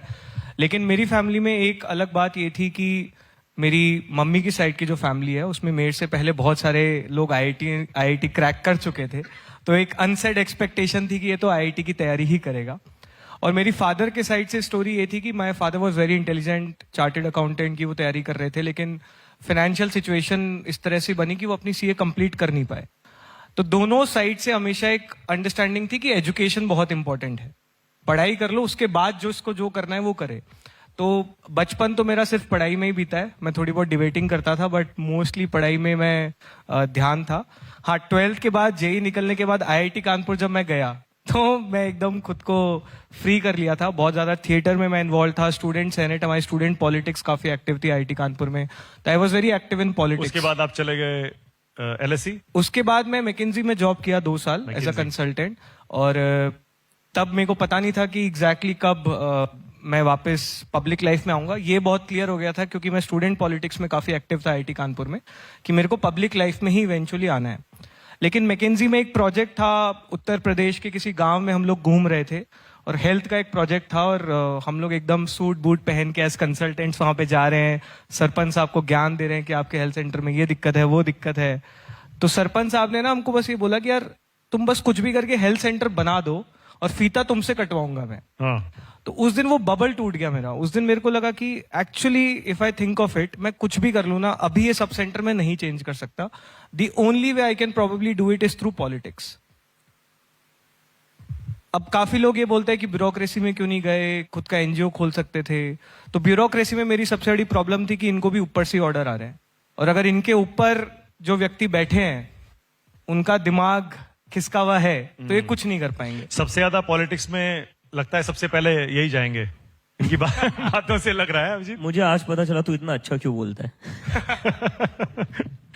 Yes. आपसे अच्छा, ये क्लियर है कि आपके लीडर अभिजीत दीपके हैं, क्या आप दोनों ने मान लिया है? कन्वीनर, को कन्वीनर 2, ये क्लियर ये है? पूरा मिसकंसेप्शन है। हाँ? पूरा मिसकंसेप्शन है ये जंतर मंतर पे इतना डांटते थे ये दोनों मुझे। आई वॉन्ट टू से दिस आउट, क्योंकि जब इसने ये कॉल लिया कि मैं यूएस से इंडिया आ रहा हूँ, राइट, मेरे लिए तब से लीडर है। That's it, nothing more nothing less. एक बार जोरदार तालियां कम से कम इस ईमानदारी से किए गए खुलासे की आशुतोष बोल रहे हैं जिस दिन अभिजीत दीपके ने कहा कि मैं यूएस वापस नहीं जा रहा हूं, उसी दिन उन्होंने यूएस से इंडिया आ रहा हूँ, यूएस से इंडिया आ रहा हूं। इस्तीफा लेने। ओके, इसने आई थिंक एक तारीख के आसपास तूने बोला था कि मैं आ रहा हूँ और 6 जून को हम लोग प्रोटेस्ट पे बैठेंगे। आई वॉज लाइक, जो इस तरह का कॉल ले सकता है, जो इस तरह का कॉल ले सकता है, he is a true leader. He knew the consequences. इसको पता था कि there is a good chance that he will get arrested and he will be put in jail for years, and he still took that call. 6 जून को भी जब हम वहां मौजूद थे, इट वॉज कंप्लीट केओस, कुछ हमारा ऐसा कुछ मैनेजमेंट था नहीं, बट इसने ना खुद को एकदम सौंप दिया था कि I am fighting for a cause and I will stand by it. तो वो जो फियरलेसनेस है और वो जो कन्विक्शन है that he is fighting for the right, I don't think anyone in CJP has a doubt who is the Who's the leader? Face and the Who's the leader of face? This movement. But at the same time I think ये हम तीनों ने हमेशा से बोला है, there was no वे ये आंदोलन इतना बड़ा होता अगर जनता पीछे खड़ी नहीं होती। तो हमारा पूरा मैनेजमेंट, हमारा पूरा control was inside those barricades Jantar Mantar पे। बट जो जनता जंतर मंतर के बाहर खड़ी है, जो जनता देश भर में प्रोटेस्ट कर रही है, उनको हम लोगों ने कुछ नहीं बोला कि आप लोग प्रोटेस्ट करो, आप लोग ये करो। Just brought me to my next question, इसी से जुड़ा हुआ है। आप सरकार से अकाउंटेबिलिटी मांगते हैं, लोग कहते हैं कि आपकी अकाउंटेबिलिटी किसके प्रति है? Do you feel accountable at all to anybody and how? Of course sir, we do feel accountable to people, वरना ये प्रोटेस्ट कितने दिन चलना चाहिए ये हम डिसीजन नहीं ले रहे थे। ये रोज मुझे आकर पूछते थे, भाई कितने दिन बैठना है? मैंने बोला सामने जब तक लोग बैठ रहे तब तक बैठना है, because we can not betray them at all. तो हमारे ऊपर वो प्रेशर था पब्लिक का कि हम भी प्रोटेस्ट पर बने बैठे। सो हम तो वही कर रहे थे जो लोग हमसे चाह रहे थे, और ये हम रोज बात करते थे लोगों से, तब हम पूछते थे कि कब तक बैठना है, तो रोज लोग कहते थे कि जब तक इस्तीफा नहीं होता है तब तक बैठना है। So how can we go against them? और इसके बाद भी मैं सर आपसे एक वही चीज, coming back to the thing, कि जरूरी नहीं कि हम ही सारी चीजें करें, बिकॉज जो भी इंसान आपसे कह रहा है ना कि हम सारी प्रॉब्लम्स पर लड़ेंगे, सारी प्रॉब्लम सॉल्व कर देंगे, वो इंसान आपसे झूठ कह रहा है। बहुत जरूरी है और ज्यादा ग्रुप्स रहना, then you become competitive and then you try to do the things. वरना आप भी आलसी हो जाते हो अगर आप अकेले ही रह जाओ कि अब तो हम ही हम हैं, तो ये नहीं होना चाहिए। और इसमें आई थिंक हम लोगों का, तीनों का स्पेशली बहुत बड़ा एस्पिरेशन है कि एज अ नेशन एक बहुत बड़ा कल्चरल शिफ्ट जो हम अपने देश में देखना चाहते हैं वो ये है कि हम हीरो वर्शिपिंग बंद कर दे। ये बार बार बोलता है ये चीज कि हीरो वर्शिपिंग मत करो, कि हर जगह हम तीनों में से कोई जाएगा तो ही क्यों काम होगा। तुम्हारे अगर स्कूल खराब है तो तुम लड़ो, दिक्कत होगी तो हम पीछे आके खड़े हो सकते हैं। लेकिन जब तक एज अ कंट्री हम खुद को सिटीजन्स की तरह ट्रीट करना शुरू नहीं करेंगे, हम खुद को एक इस देश का नागरिक, एक जिम्मेदार नागरिक के तौर पर ट्रीट करना शुरू नहीं करेंगे, तब तक दिक्कतें रहेंगी। और तब तक यही होगा कि सब एक्सपेक्ट करेंगे कि दीप के आएगा तो सब कुछ ठीक हो जाएगा, सीजेपी आएगी तो सब कुछ ठीक हो जाएगा। तो ये रोमांटिसाइज करना हमें चीजें बंद करना पड़ेगा। Democracy is an everyday struggle, you have to ask questions every single day. Absolutely. And इसका नतीजा आप देख पा रहे हो। आज कोई भी युवा अगर ऑडिट करने जा रहा है अपना स्कूल, लोकल स्कूल, वो जैसे ही वहां से निकलता है वहां पे मरम्मत शुरू हो जाती है, वहां पे डेवलपमेंट शुरू हो जाती है, वो साफ हो जाती है। हर एक, वो सीजेपी का सपोर्टर हो ना हो, सीजेपी का वॉलंटियर हो ना हो, वहां पे काम शुरू हो जाता है तुरंत। एंड वो अवेकनिंग हमें ग्रास रूट पे चाहिए थी, एंड वही हो रहा है अभी। आई थिंक इससे बेटर कुछ हो ही नहीं सकता, इससे ज्यादा सक्सेसफुल कोई मूवमेंट हो ही नहीं सकती। ग्राउंड लेवल अवेकनिंग हो जाए। ओके, अब मैं थोड़ा खोल रहा हूं इस चर्चा को। सुकेश, राजीव, मेरे दो सहयोगी सवाल पूछना चाह रहे हैं, अखिलेश भी हैं। सुकेश। हेलो। तो मैं पूछना चाहता हूं, आप में तीनों में से कोई भी जवाब दे दे। हमारे देश की सबसे बड़ी स्ट्रेंथ जो है, कहते हैं डेमोग्राफिक डिविडेंड है उसका, लेकिन बहुत बार उसमें पॉलिटिकल डिविडेंड भी लोग देखते हैं। आप में से कम दो ऐसे हैं जो आम आदमी पार्टी के साथ काम कर चुके हैं। वो भी एक मूवमेंट के तौर पे शुरू हुआ था। शुरू में उन्होंने कहा कि हम पॉलिटिक्स में नहीं जाएंगे, लेकिन शायद उनको ये प्लंज लेना पड़ा क्योंकि बिना पॉलिटिक्स में जाए चेंजेस नहीं ला सकते। तो क्या, मानक ने पूछा है वैसे, लेकिन मैं एक बार क्लैरिटी चाहता हूं कि क्या आपने ये तय कर रखा है कि एक एक्सपेरिमेंट जिसको बहुत क्रिटिसाइज करते हैं लोग, आम आदमी पार्टी, बहुत सारे लोग उसको क्रिटिसाइज भी करते हैं, तो आप बिल्कुल राजनीति में नहीं जाएंगे या फिर एक प्लंज ले सकते हैं पॉलिटिक्स में? नहीं, देखिए 3 महीने पहले तक इस तरह के प्रेशर ग्रुप की इफेक्टिवनेस को लेकर मुझे बहुत डाउट था। आई विल बी वेरी ऑनेस्ट। मुझे नहीं पता था कि इस तरह के प्रेशर ग्रुप्स कितना इम्पैक्ट क्रिएट कर सकते हैं। लेकिन मुझे लगता है सबसे बड़ा रीजन ये आंदोलन इतना सक्सेसफुल था वो इसीलिए था क्योंकि हम लोगों ने एक independently, without any political bias, without any political affiliation, issues based बात रखी। और इसीलिए जब हम एक प्रेशर ग्रुप की तरह ऑपरेट करते हैं तो it allows people from across the spectrum to come and stand with us. Jantar Mantar के आंदोलन में बहुत सारी जनता ऐसी थी जो एक्चुअली बीजेपी सपोर्टर्स थे। वो ये बोलते थे कि नहीं, हम मोदी जी को वोट देंगे लेकिन धर्मेंद्र प्रधान को तो हटना चाहिए, हमारे एजुकेशन सिस्टम में बहुत ज्यादा प्रॉब्लम है, पेपर लीक्स हो रहे, Dharmendra Pradhan needs to go. तो as a political pressure group CJP has proven that it can be an effective way of strengthening the democracy, not everything has to be political. तो मुझे लगता है वो notion काफी change हुआ है सीजेपी के आने के बाद से। और दूसरी चीज जो ये बार बार बोला जाता है कि कभी नहीं जाएंगे, कभी कुछ नहीं करेंगे, तो देखिए इस देश में जितने राजनेता हैं जो हर दूसरे दिन अपनी पॉलिटिकल पार्टी बदल देते हैं और बोलते हैं अब मैं यही रहूंगा, फिर अगले दिन सरकार में अपना अलायंस बदल के किसी और सरकार के थ्रू चीफ मिनिस्टर बन जाते हैं, फिर बोलते हैं कि ये तो गुंडों की पार्टी, और अगले दिन उसी पार्टी में स्विच कर लेते हैं। तो हम ऐसी बातें नहीं बोलना चाहते जो फिर हमें लगे कि वी वर हिपोक्रिटिकल्स। आज की डेट में we have taken a very clear call that we are very effective as a pressure group and we want to continue working that way. Jantar Mantar खत्म होने के बाद स्कूल ठीक करो का हमारा कैंपेन स्टार्ट हुआ और आप देखिए वो कितना इफेक्टिव कैंपेन है।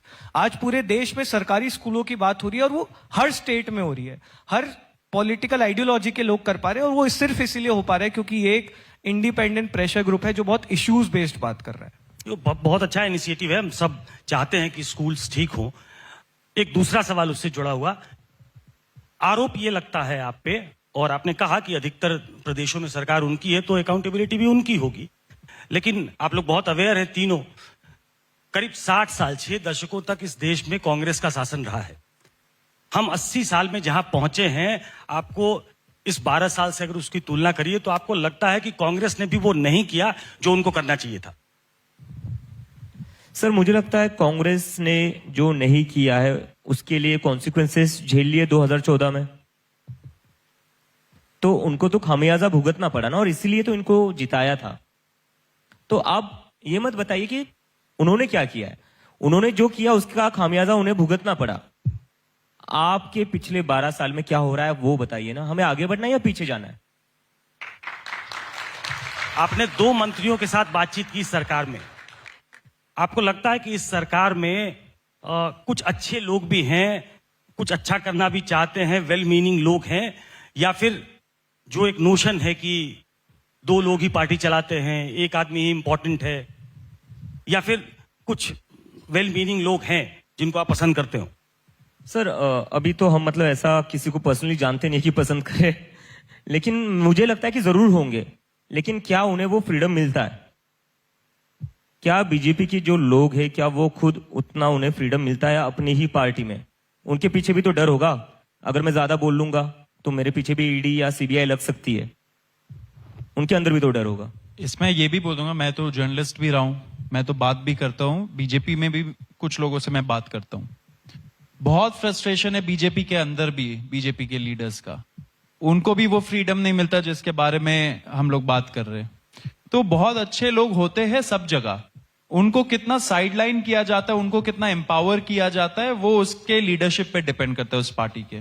आज का लीडरशिप कैसा है वो सब लोग देख सकते हैं, वो सब लोग खुद ब खुद डिसाइड कर सकते हैं। आप लोगों ने फोर्स कर दिया मोहन भागवत जी को, वो एक इंटरैक्शन में आए और उन्होंने ये कहा कि आंख मूंद के जेनजी पे भरोसा करता हूं, वो हमसे ज्यादा राष्ट्रवादी हैं।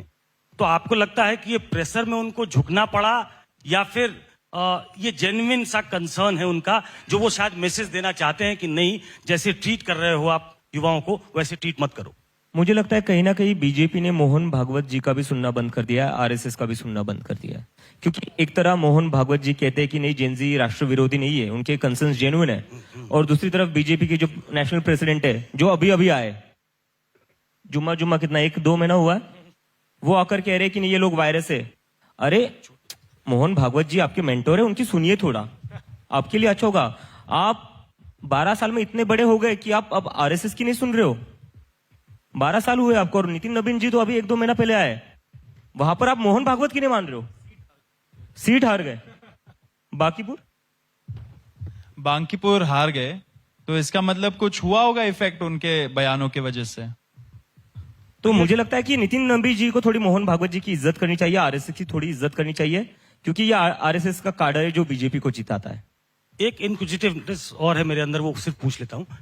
ये वंदे मातरम पे एक डिबेट को ले जाया गया अभी हाल फिलहाल में, आपको लगता है कि ये ध्यान भटकाने के लिए वंदे मातरम पे लाए, या एक जेन्युइन मुद्दा है वंदे मातरम 6 छंद गाने चाहिए, या फिर आप जो स्टूडेंट्स सड़कों पे आ गए, जेनजी के बाद जन अल्फा आ गया, वो उससे भटकाने के लिए लाया गया, या वो जेन्युइनली नहीं, होना मुझे चाहिए? लगता है आपको वंदे मातरम इतना ही पसंद है, तो हम भी एक वंदे मातरम चला रहे थे जंतर मंतर, आ जाते वहां पर AR रहमान का चला रहे थे हम, तो आ जाते आपको वंदे मातरम से इतना ही प्यार है। लेकिन जहां पर हम वंदे मातरम गा रहे थे, आप हमको कह रहे थे दिमागी नक्सल। जब हम एक वंदे मातरम गाते जो किसी और का है, लेकिन वंदे मातरम ही है, तो आप हमें कह रहे थे कि ये राष्ट्र विरोधी, ये पैरासाइट है, ये वायरस है, इनका खात्मा होना चाहिए, ये आतंकवादियों की बी टीम है। ये क्या चल रहा है देश में? मतलब आपके हिसाब से आप जो बोलेगे वही चीज करेंगे, आप जो कहेंगे वही शब्द हम दोहराएंगे, तो भी हम इस देश से प्यार करते हैं क्या? अरे मेरा देश है, मेरे देश को लेकर मेरा आइडिया है, तुम कौन होते हो मुझे बताने वाले? तुम्हारी सरकार है, देश तुम्हारा नहीं है, देश हमारा है, हम सबका है। एंड मुझे लगता है कि इसमें एक चीज ऐड कर दूं छोटा सा, कि प्रायोरिटीज बहुत ट्विस्टेड है सरकार की। आप बोल रहे हो कि जैसे अभी एक वीडियो आया था स्मृति ईरानी जी का, वो बीजेपी हेडक्वार्टर्स में कुछ उनका प्रोग्राम था, उसमें वंदे मातरम चल रहा, वो डाल दिया क्लिप उन्होंने। तो आप पूरा नैरेटिव क्यों ऐसा बनाना चाह रहे हो? यहाँ पे लोग स्कूलों के बारे में बात कर रहे हैं। मैं तो, हम लोगों ने पहले भी बोला है कि जो बीजेपी के एमपीज एमएलएज है, जो ऑपोजिशन के एमपीज एमएलएज है, जो युवा उनके क्षेत्र में जा रहा है स्कूल ऑडिट करने के लिए, आपको उनके साथ साथ जाना चाहिए। वहां पे जाके आप देखिए कि आपके क्षेत्र में क्या प्रॉब्लम्स हो रहे, तो वो दिखाएगा ना कि असली लोकतंत्र कैसे एक्शन में रहता है। वो सब ना करके आपके पास इतना पावर है, आपके पास बहुमत है, आप स्पेशल सेशन ऑफ पार्लियामेंट बुला लीजिए, डिस्कशन करा दीजिए कि हमारे एजुकेशन सेक्टर का क्या हालत है, उस पर पूरा व्हाइट पेपर ले आइए। ये सब ना करके आप ध्यान भटकाते हो। तो मुझे नहीं लगता है कि ये सारी चीजें अब एक्सेप्टेबल है। ये पोस्ट जंतर मंतर इंडिया है, जैसे आशु ने बोला था पहले। राजीव रंजन इस पर मैं एक चीज, सर एक लास्ट चीज, मुझे लगता है ना, लोगों को टास्क देना बंद कर दीजिए, जो आपके खुद के पेंडिंग टास्क है वो पूरे करिए। ओके राजीव, मेरा सवाल दीपके और आशुतोष से है। आप दोनों आम आदमी पार्टी में रहे हैं, ये स्वीकार भी करते हैं, बहुत लोग कहते हैं ये दोनों आप ही हैं। तो मैं ये जानना चाहता हूं कि आम आदमी पार्टी देश की अकेली ऐसी पार्टी है जिसके सबसे ज्यादा संस्थापक सदस्य उस पार्टी को छोड़ के चले गए क्योंकि वो अपने उसूलों से भटक गए या उनके नेता भटक गए, ऐसा आरोप उन्होंने लगाया। आप दोनों क्यों छोड़ के चले गए? आप भी ऐसा मानते हैं कि वो भटक गई थी इसलिए आप चले गए? पहला सवाल। दूसरा सवाल इससे जुड़ा ये है कि बहुत सारे लोग देश में, जब आप लोग दोनों बातें करते हैं तीनों, तो ऐसा लगता है कि जैसे 15-16 साल पहले अरविंद केजरीवाल बोल रहे हो। तो बहुत सारे लोग ये मानते हैं कि आम आदमी पार्टी का ग्राफ जैसे नीचे आया है तो उन्होंने कुछ पुराने आपियों को आगे किया अपने रिवाइवल प्रोग्राम के तहत। तो ये दोनों सवाल आप दोनों से है, इसका जवाब दीजिएगा। और अभिजीत, आपसे एक सवाल ये है, बोस्टन यूनिवर्सिटी में पढ़ने वाला एक स्टूडेंट सोशल मीडिया पर कॉकरोच जनता पार्टी बनाता है और इंडिया आने का फैसला करता है। एयरपोर्ट पे उतरता है तो उसके लिए सिक्योरिटी सरकार लगाती है, और जिस जंतर मंतर पर बड़े बड़े ऑर्गेनाइजेशंस को सरकार के विरोध में प्रदर्शन की अनुमति नहीं दी जाती, या दी जाती है तो कुछ घंटों की दी जाती है, और आपको पूरा वेलकम दिया जाता है। आप जंतर मंतर पर आके बैठते हो, पूरा तंबू कनात लगाते हो, लगातार धरना देते जाते हो। तो बहुत सारे लोग ऐसा मानते हैं कि ये कुछ और मुद्दों से भटकाने के लिए आपको लाया गया था, ठीक उसी तरह जैसे अन्ना को लाया गया। तो अन्ना को जैसे उधर लाया गया, आपने सोनम वांगचुक को इधर लाए। अब कहां गए सोनम वांगचुक? वैसे ही जैसे अन्ना गए केजरीवाल से। इन सब सवालों पर जरा क्लियर कीजिए। सर बस एक चीज है, आपने 3 सवाल पूछे तो शायद मुझे याद नहीं रह सकता है क्योंकि मुझे आदत नहीं है। दोहरा दूंगा। एक करके ले लेते नहीं, हैं। पहला आपका ये क्वेश्चन था कि मैंने आम आदमी पार्टी क्यों छोड़ी। आम आदमी पार्टी क्यों छोड़ी? सर ऑनेस्ट रीजन दूंगा, पैसा ज्यादा नहीं मिल रहा था। और कहीं ना कहीं अच्छा, आप तो वैसे भी वहां सोशल मीडिया टेक्निकल ये सब कर रहे थे। एग्जैक्टली और कहीं ना कहीं ये था कि अभी तक तो चला लिया, अर्ली 20s तक काम चला गया, मिड 20s हो गए, आगे जाकर कहीं ना कहीं परिवार संभालना है, जिम्मेदारी बढ़ेगी और फिर उसके लिए कुछ करना पड़ेगा, तो बेस्ट वे क्या है? तो वही लगा तो कि अभी बाहर नौकरी चले नौकरी जाते ढूंढ रहे हैं अभी। हाँ? नौकरी ढूंढ रहे हैं। मैंने सोचा बाहर चले जाऊंगा, डिग्री ले लूंगा, क्योंकि जब मैं आम आदमी पार्टी में था मेरी इन जैसे लोगों से मुलाकात हुई जो बाहर पढ़ लिख कर आए थे। ठीक है, तो कहीं ना कहीं यार मेरे मन में भी लगता था मुझे कि यार मैं भी बाहर पढ़कर आ जाऊं मैं, और शायद मैं बाहर पढ़ने गया तो शायद से मेरा भी क्वालिफिकेशन बढ़ जाएगा, अच्छी जॉब मिल जाएगी, थोड़ा ज्यादा पैसा कमा लूंगा। So that was the reason sir. ऐसा कुछ नहीं था मेरा कि कोई झगड़ा वगड़ा कुछ नहीं था मेरा, वो मेरा पर्सनल रीजन था। सर दूसरा मैंने पहले कहा था, मैं भूल जाऊंगा दूसरा क्वेश्चन। हाँ, वो सुन, दूसरी आपकी तुलना अरविंद केजरीवाल जैसे से अन्ना और- हाँ। गए, अब वो रालेगंज सिद्धि चले गए, उसके बाद उस आंदोलन के बाद वो दिखते ही नहीं, वैसे ही सोनम वांगचुक चले गए, आप लोग अलग एक लेके निकल गए। नहीं सर, बिल्कुल अलग नहीं है। सोनम सर हमारे मेंटर है, उनसे हम गाइडेंस लेते रहेंगे। अभी वो रिकवर कर रहे हैं और हम लोग भी थोड़ा रिकवरी कर रहे थे। मुझे तो टाइफाइड हो रखा था, तो और ये बाकी ये तो पीटी रहा है। आशुतोष, आपके आम आदमी पार्टी छोड़ने की वजह, और दीप के आपका वो सवाल, मैंने वो सवाल हाँ, पूछा सर। कि एयरपोर्ट से लेके इतना वेलकम आपको मिला, जी। इसकी कोई खास वजह? सर इसको तो मैं इसका क्योंकि हम लोग बीजेपी की बी टीम है सर, इसलिए हमको इतना वेलकम मिला है। अरे यार, अरे ये आप ना इस तरह सवाल अवॉइड कर जाते हैं। नहीं, पीएम मैं केयर्स दे- बोलकर आपने वो मैं दे फंडिंग देता वाला हूं, मैं सवाल देता अवॉइड हूं। किया। हाँ। नहीं मैं दे देता हूं। तो सर जिन लोगों ने मुझे एयरपोर्ट पर पूरा वेलकम किया, उन्हीं लोगों ने मुझे पहले क्या कहा था, नेशनल सिक्योरिटी थ्रेट है ये। तो मैं वापस जब इंडिया आया, आपको पता है मेरे साथ हुआ क्या?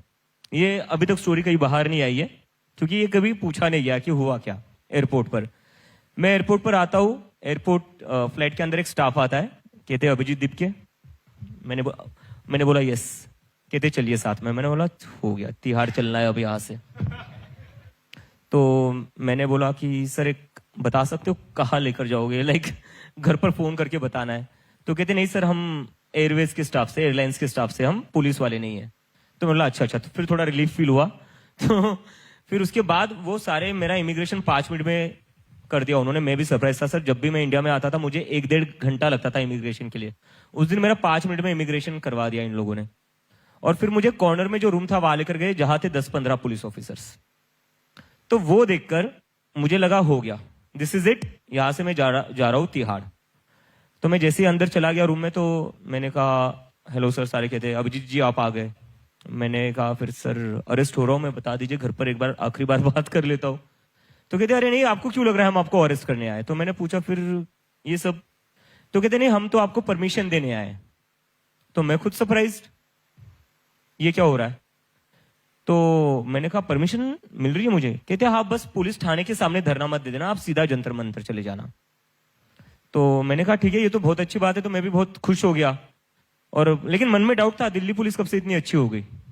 जो किसानों को पीट रही थी, जो जेएनयू में स्टूडेंट्स को पीट रही थी, वो कब से खुद चलकर आकर एयरपोर्ट पर वीआईपी ट्रीटमेंट दे रही है और कह रही है ये लीजिए हम आपको परमिशन दे रहे हैं। तो उन्होंने मेरे हाथ में एक लेटर दिया और कहा ये लेटर को आप साइन कर दीजिए और अब चले जाइए जंतर मंतर। तो मैं तब थोड़ा सस्पिशियस हो गया। तो मैंने देखा लेटर मेरे नाम से लिखा हुआ है। क्या लिखा हुआ है? लेटर जो था उनका परमिशन लेटर, वो मेरे नाम से लिखा हुआ था, on behalf of me, without even consulting me, या मेरे लॉयर से भी बिना बात किए, या आशु या सौरभ को भी नहीं पता। मतलब परमिशन मांगी नहीं थी, दे दी गई। हाँ, ऐसा? और वो कह रहे थे आप इस लेटर पर साइन कर दीजिए। तो मैंने बोला उनसे, मैंने पूछा कि आपने आशुतोष से बात की है, सौरभ से बात की है, या मेरे लॉयर से बात की है? कहते नहीं, ये तो हमने एक स्टैंडर्ड ड्राफ्ट होता है, आपको वही दिया है हमने, आपके नाम से हमने टाइप करके हम लेकर आए। मैंने बोला इतने अच्छे तो नहीं हो तुम लोग, हमें पता है। तो मैंने बोला मैं ऐसे ही तो साइन नहीं कर सकता, I will have to consult with my lawyer.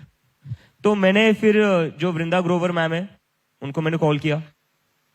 मैंने बोला मैम ये लेटर है, ये मुझे भेजा गया है, ये लोग कह रहे हैं इस पर साइन कर दो, मैं क्या करूं? जैसे ही उन्होंने वो लेटर पढ़ा, उन्होंने बोला बिल्कुल साइन मत करना, दिस इज अ ट्रैप। ये इस लेटर को लेकर ये तुम्हें परमिशन करने को अलाउ करेंगे, फिर उसके बाद वहां पर जो भी होता है इसमें क्लियर क्लॉजेस ऐसे डाले जिसके अंदर ये तुम्हारे ऊपर यूएपी या एनएसए लगा सकते हैं। तो फिर मैंने बोला व्हाट शुड आई डू? तो उन्होंने कहा तुम एक अलग से हैंड रिटन लेटर लिखो और वहां पर मैं जो डिक्टेट कर रही हूँ वही लिखो। So that's what I did sir. मैंने वही करा। फिर जो मुझे मैम ने बोला मैंने वही लिखकर पुलिस को दिया और मैंने बोला सर इस पर मुझे परमिशन दे दीजिए। कहते नहीं इस पर तो नहीं दे सकते हम थोड़ा एक हमारा स्टैंडर्ड फॉर्मेट रहता है उसके अकॉर्डिंग ही हम परमिशन दे सकते हैं। तो मैंने बोला लेकिन वो तो मैंने लिखा ही नहीं ना, वो मेरे से पूछकर थोड़ी ना लिखा है आपने, या मेरे लॉयर से थोड़ी ना पूछकर लिखा है। आप कुछ लिख कर दोगे मैं कैसे कुछ भी साइन कर दूं। तो कहते नहीं स्टैंडर्ड ड्राफ्ट है, आप क्यों इतना डाउट कर रहे हो हम लोगों पर, हम तो चाहते हो आप प्रोटेस्ट करो। मैंने बोला अगर आप चाहते हो मैं प्रोटेस्ट करूं तो मैं जो लेटर लिख कर दे रहा हूं उसमें आपको परमिशन देने में दिक्कत क्या है। तो ये सब हुआ सर वहां पर। और फिर जब मैं पीछे हटा नहीं तो कहते रुको फिर हमें बात करनी पड़ेगी। तो साइड में जाकर कॉल्स कर रहे कि नहीं वो साइन करने को तैयार नहीं जो लेटर दे रहे, तो क्या करे। तो फिर वापस से आए, कहते कि आप जो लेटर दे रहे हो उस पर तो हम आपको परमिशन नहीं दे सकते। तो मैंने फिर बोला मिला नहीं मिला परमिशन? नहीं, फिर मैंने बोला ठीक है अरेस्ट कर लो। फिर मैंने बोला अगर आपको ऐसे ही खेलना है then just put me in jail ना, ये क्यों मतलब नहीं, मैं ये पूछ रहा हूँ उसके बाद जो फिर प्रोटेस्ट नहीं, हुआ। उसके बाद मुझे परमिशन मिली उनकी और उसमें भी ये कर दिया कि मेरा फोन नंबर लिख कर दिया, जो लेटर मैंने दिया था साइन करके उस पर कहा कि आपका फोन नंबर लिखो, और वही फोन नंबर उन्होंने सोशल मीडिया पर डाल दिया दिल्ली पुलिस के हैंडल से। उसके बाद में मुझे कह रहे इमीडिएटली बाहर निकलो एयरपोर्ट से।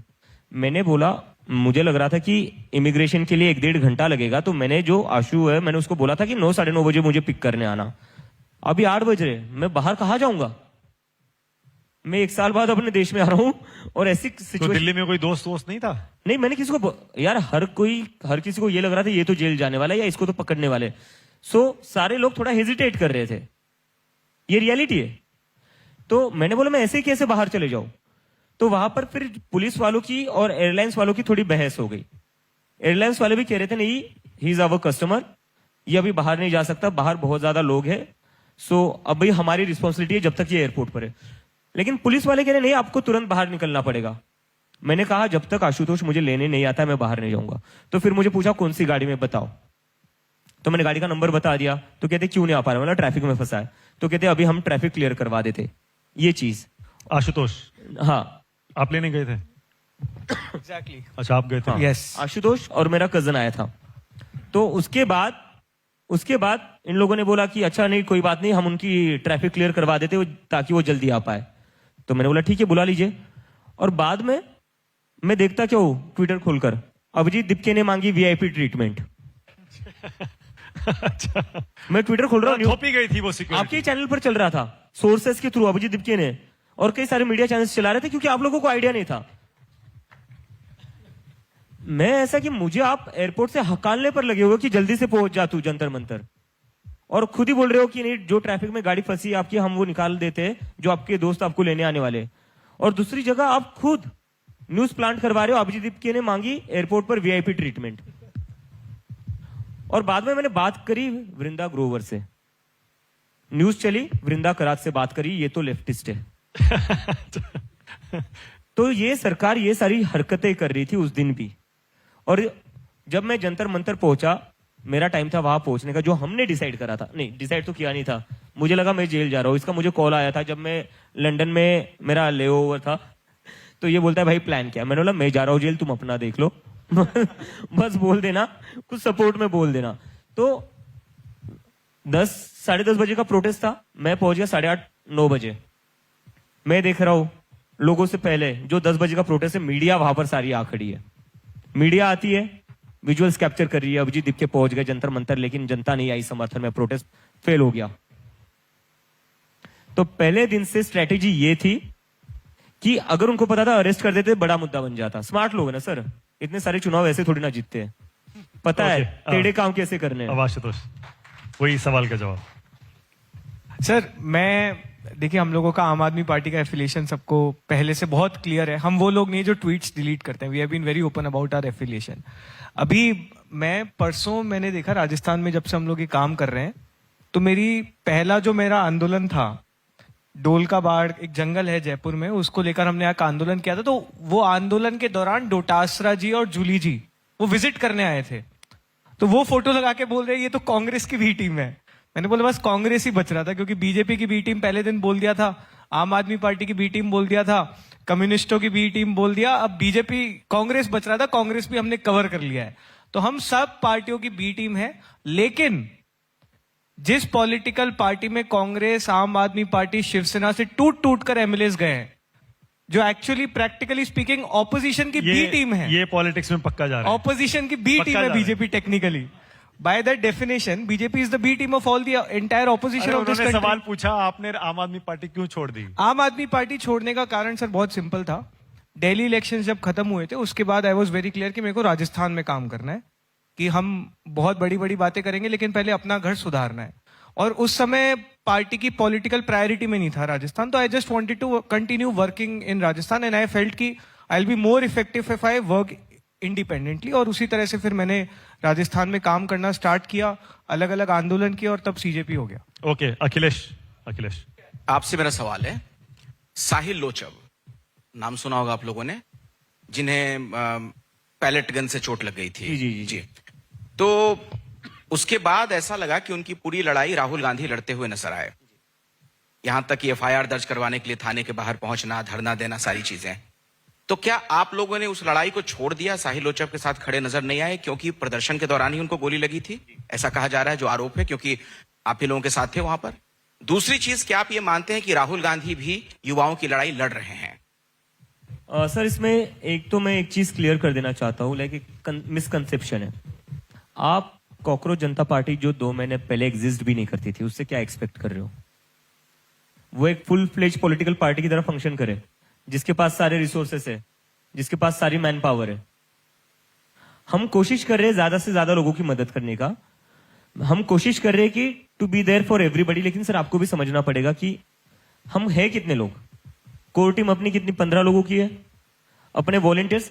जंतर मंतर का जो प्रोटेस्ट था वो एक ऑर्गेनिक प्रोटेस्ट था, it was not an organised protest, जहां पर आप बसों में भरकर अपने लोग लेकर आते हैं, जहां पर आप बसों में भरकर क्राउड मैनेजमेंट के लिए भी एक अलग से टीम लेकर आते हो।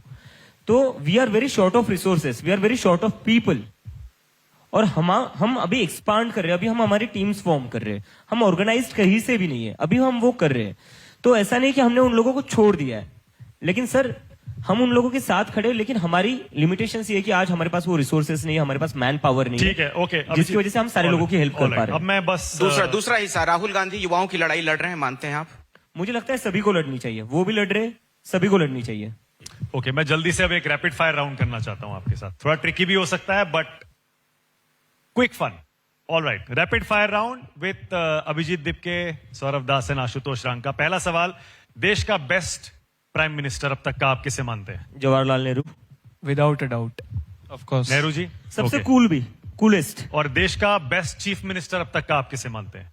सीएम किसी भी स्टेट का। चीफ मिनिस्टर पर तो कुछ कहा नहीं जा सकता है। मुश्किल है। सौरभ, कोई तो होगा जो पसंद होगा आपको, यार इस आदमी ने बड़ा अच्छा काम किया अपने स्टेट में मुख्यमंत्री के तौर पर। नहीं, ऐसे तो कई सारे रहे, फिर देयर आर मल्टीपल। हाँ, तो 2-4 नाम ले सकते हैं, 2-4 नाम ले सकते हैं अगर। जैसे तमिलनाडु के सीएम कौन थे अभी पहले? स्टालिन, MK स्टालिन, इकोनॉमी काफी अच्छी करी थी उन्होंने, ठीक है, वो एक हो गए। पिनाराई विजयन ने केरला में education model, health care model काफी अच्छा किया था। दिल्ली में अरविंद केजरीवाल जी ने भी काफी अच्छा काम किया था स्कूल और हेल्थ केयर का। तो कई सारे, आई विल बी ऑनेस्ट, मतलब क्या है, अच्छा काम किया है यार। ठीक है, ओके। देश का बेस्ट एजुकेशन मिनिस्टर, सबसे अच्छा शिक्षा मंत्री अब तक का कोई है? अनफॉर्चुनेटली आई डोंट थिंक, क्योंकि मुझे लगता है कि हमारे देश में लाइक प्राइमरी एजुकेशन पर किसी ने भी फोकस नहीं किया, उसी की वजह से जो हमें स्कूल्स दिख रहे हैं ना सोशल मीडिया पर। ठीक है, सर ऑनेस्टली इसका आंसर मैं बताऊं, हमको पता ही नहीं है इस देश में कौन कौन एजुकेशन मिनिस्टर है, क्योंकि क्योंकि उसको बात ही नहीं एकदम हुई। से इररेलेवेंट पोस्ट माना गया है। कई स्टेट्स में अभी भी एजुकेशन मिनिस्ट्री को पनिशमेंट पोस्टिंग माना जाता है। आप जनता से पूछिए, आधे लोगों को पता नहीं होगा उनके स्टेट्स के एजुकेशन मिनिस्टर कौन है। ओके। देश का जेन जी में सबसे लोकप्रिय नेता आप किसे मानते हैं? Most popular leader in young? दीप के। नहीं, ठीक है, हाँ, दीप के आई थिंक जो थालापति विजय ने करा है, I think he could be the one, क्योंकि मुझे लगता है कि उनका जो पूरा कैंपेन था वो उसी पर था। साउथ में काफी फॉलोइंग है उनका। मोस्ट प्रॉमिसिंग लीडर आप किसे मानते हैं? कल भविष्य किसका अच्छा लगता है आपको? कोई युवा नेता जो लगता है यार ये आगे जाके बड़ा बनेगा, कुछ करेगा, सीएम बनेगा, पीएम बनेगा, होम मिनिस्टर बनेगा, है कोई? ऑनेस्टली आई डोंट थिंक, कोई नहीं है। क्योंकि आप एज देखिए ना, कल जाकर बड़े हो गए ऑलरेडी सारे। जिस एज में बाकी जॉब्स में आप रिटायर हो जाते हो, उस एज में अब क्या। ओके, अब आपको एक दूसरे को एक एक वर्ड में डिस्क्राइब करना है। पहले सौरभ और आशुतोष अभिजीत दीपके के लिए एक शब्द, one word. Fighter. Fighter. Decisive. Decisive. अब आप दोनों सौरभ दास के लिए एक शब्द। कूल। कूल। कूल।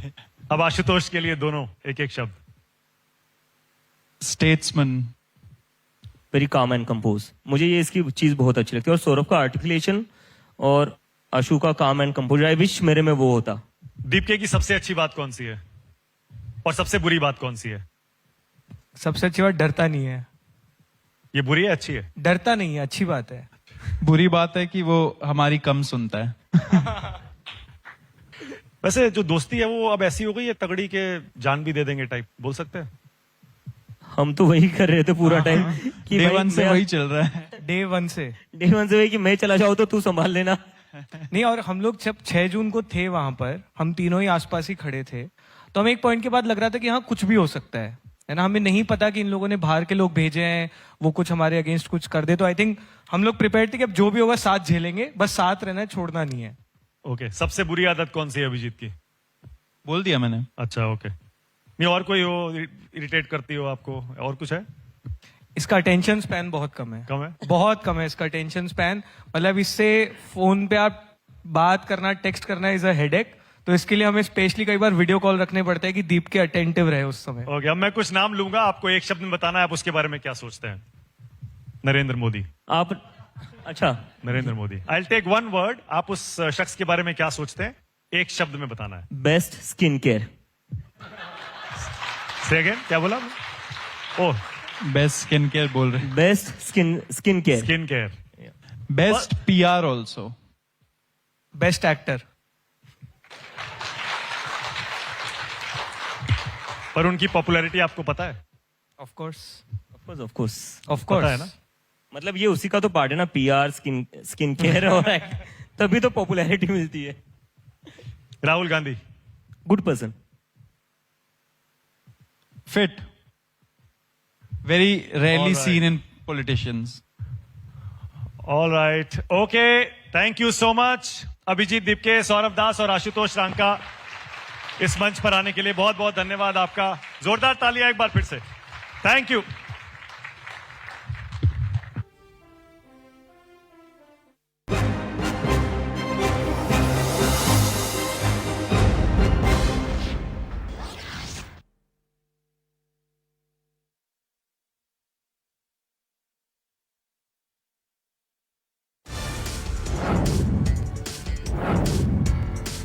लखनऊ दौरे पर मुख्य निर्वाचन आयुक्त 2 दिवसीय दौरे पर हैं ज्ञानेश कुमार। छात्रों को चुनाव का काफी ज्ञान है, ये ज्ञानेश कुमार की तरफ से कहा गया।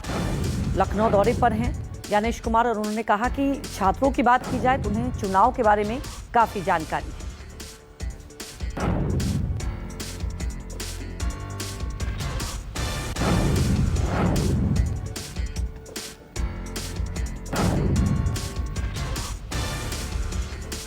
भारत के चुनाव संविधान, कानून और निर्देशों के तहत ही होते हैं।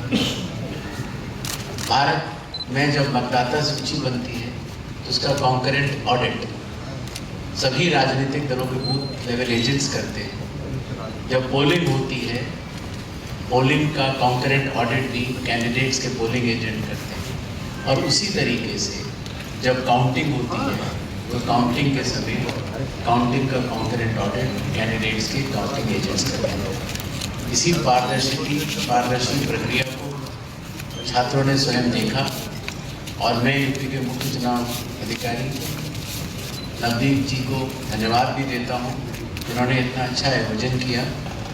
और इसी के साथ इस प्रोग्राम में जितने भी लोग आए थे वो अब चुनाव आयोग के एक बहुत बड़े परिवार का एक हिस्सा भी बन चुके हैं। इन्हीं छोटे शब्दों के साथ आप सबको एक बार फिर नमस्कार।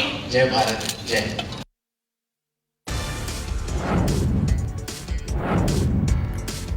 दिल्ली में भारी ट्रैफिक जाम, इस वक्त की ब्रेकिंग न्यूज आपको बता दें। बारिश के कारण ट्रैफिक जाम, जिसके चलते भारी संख्या में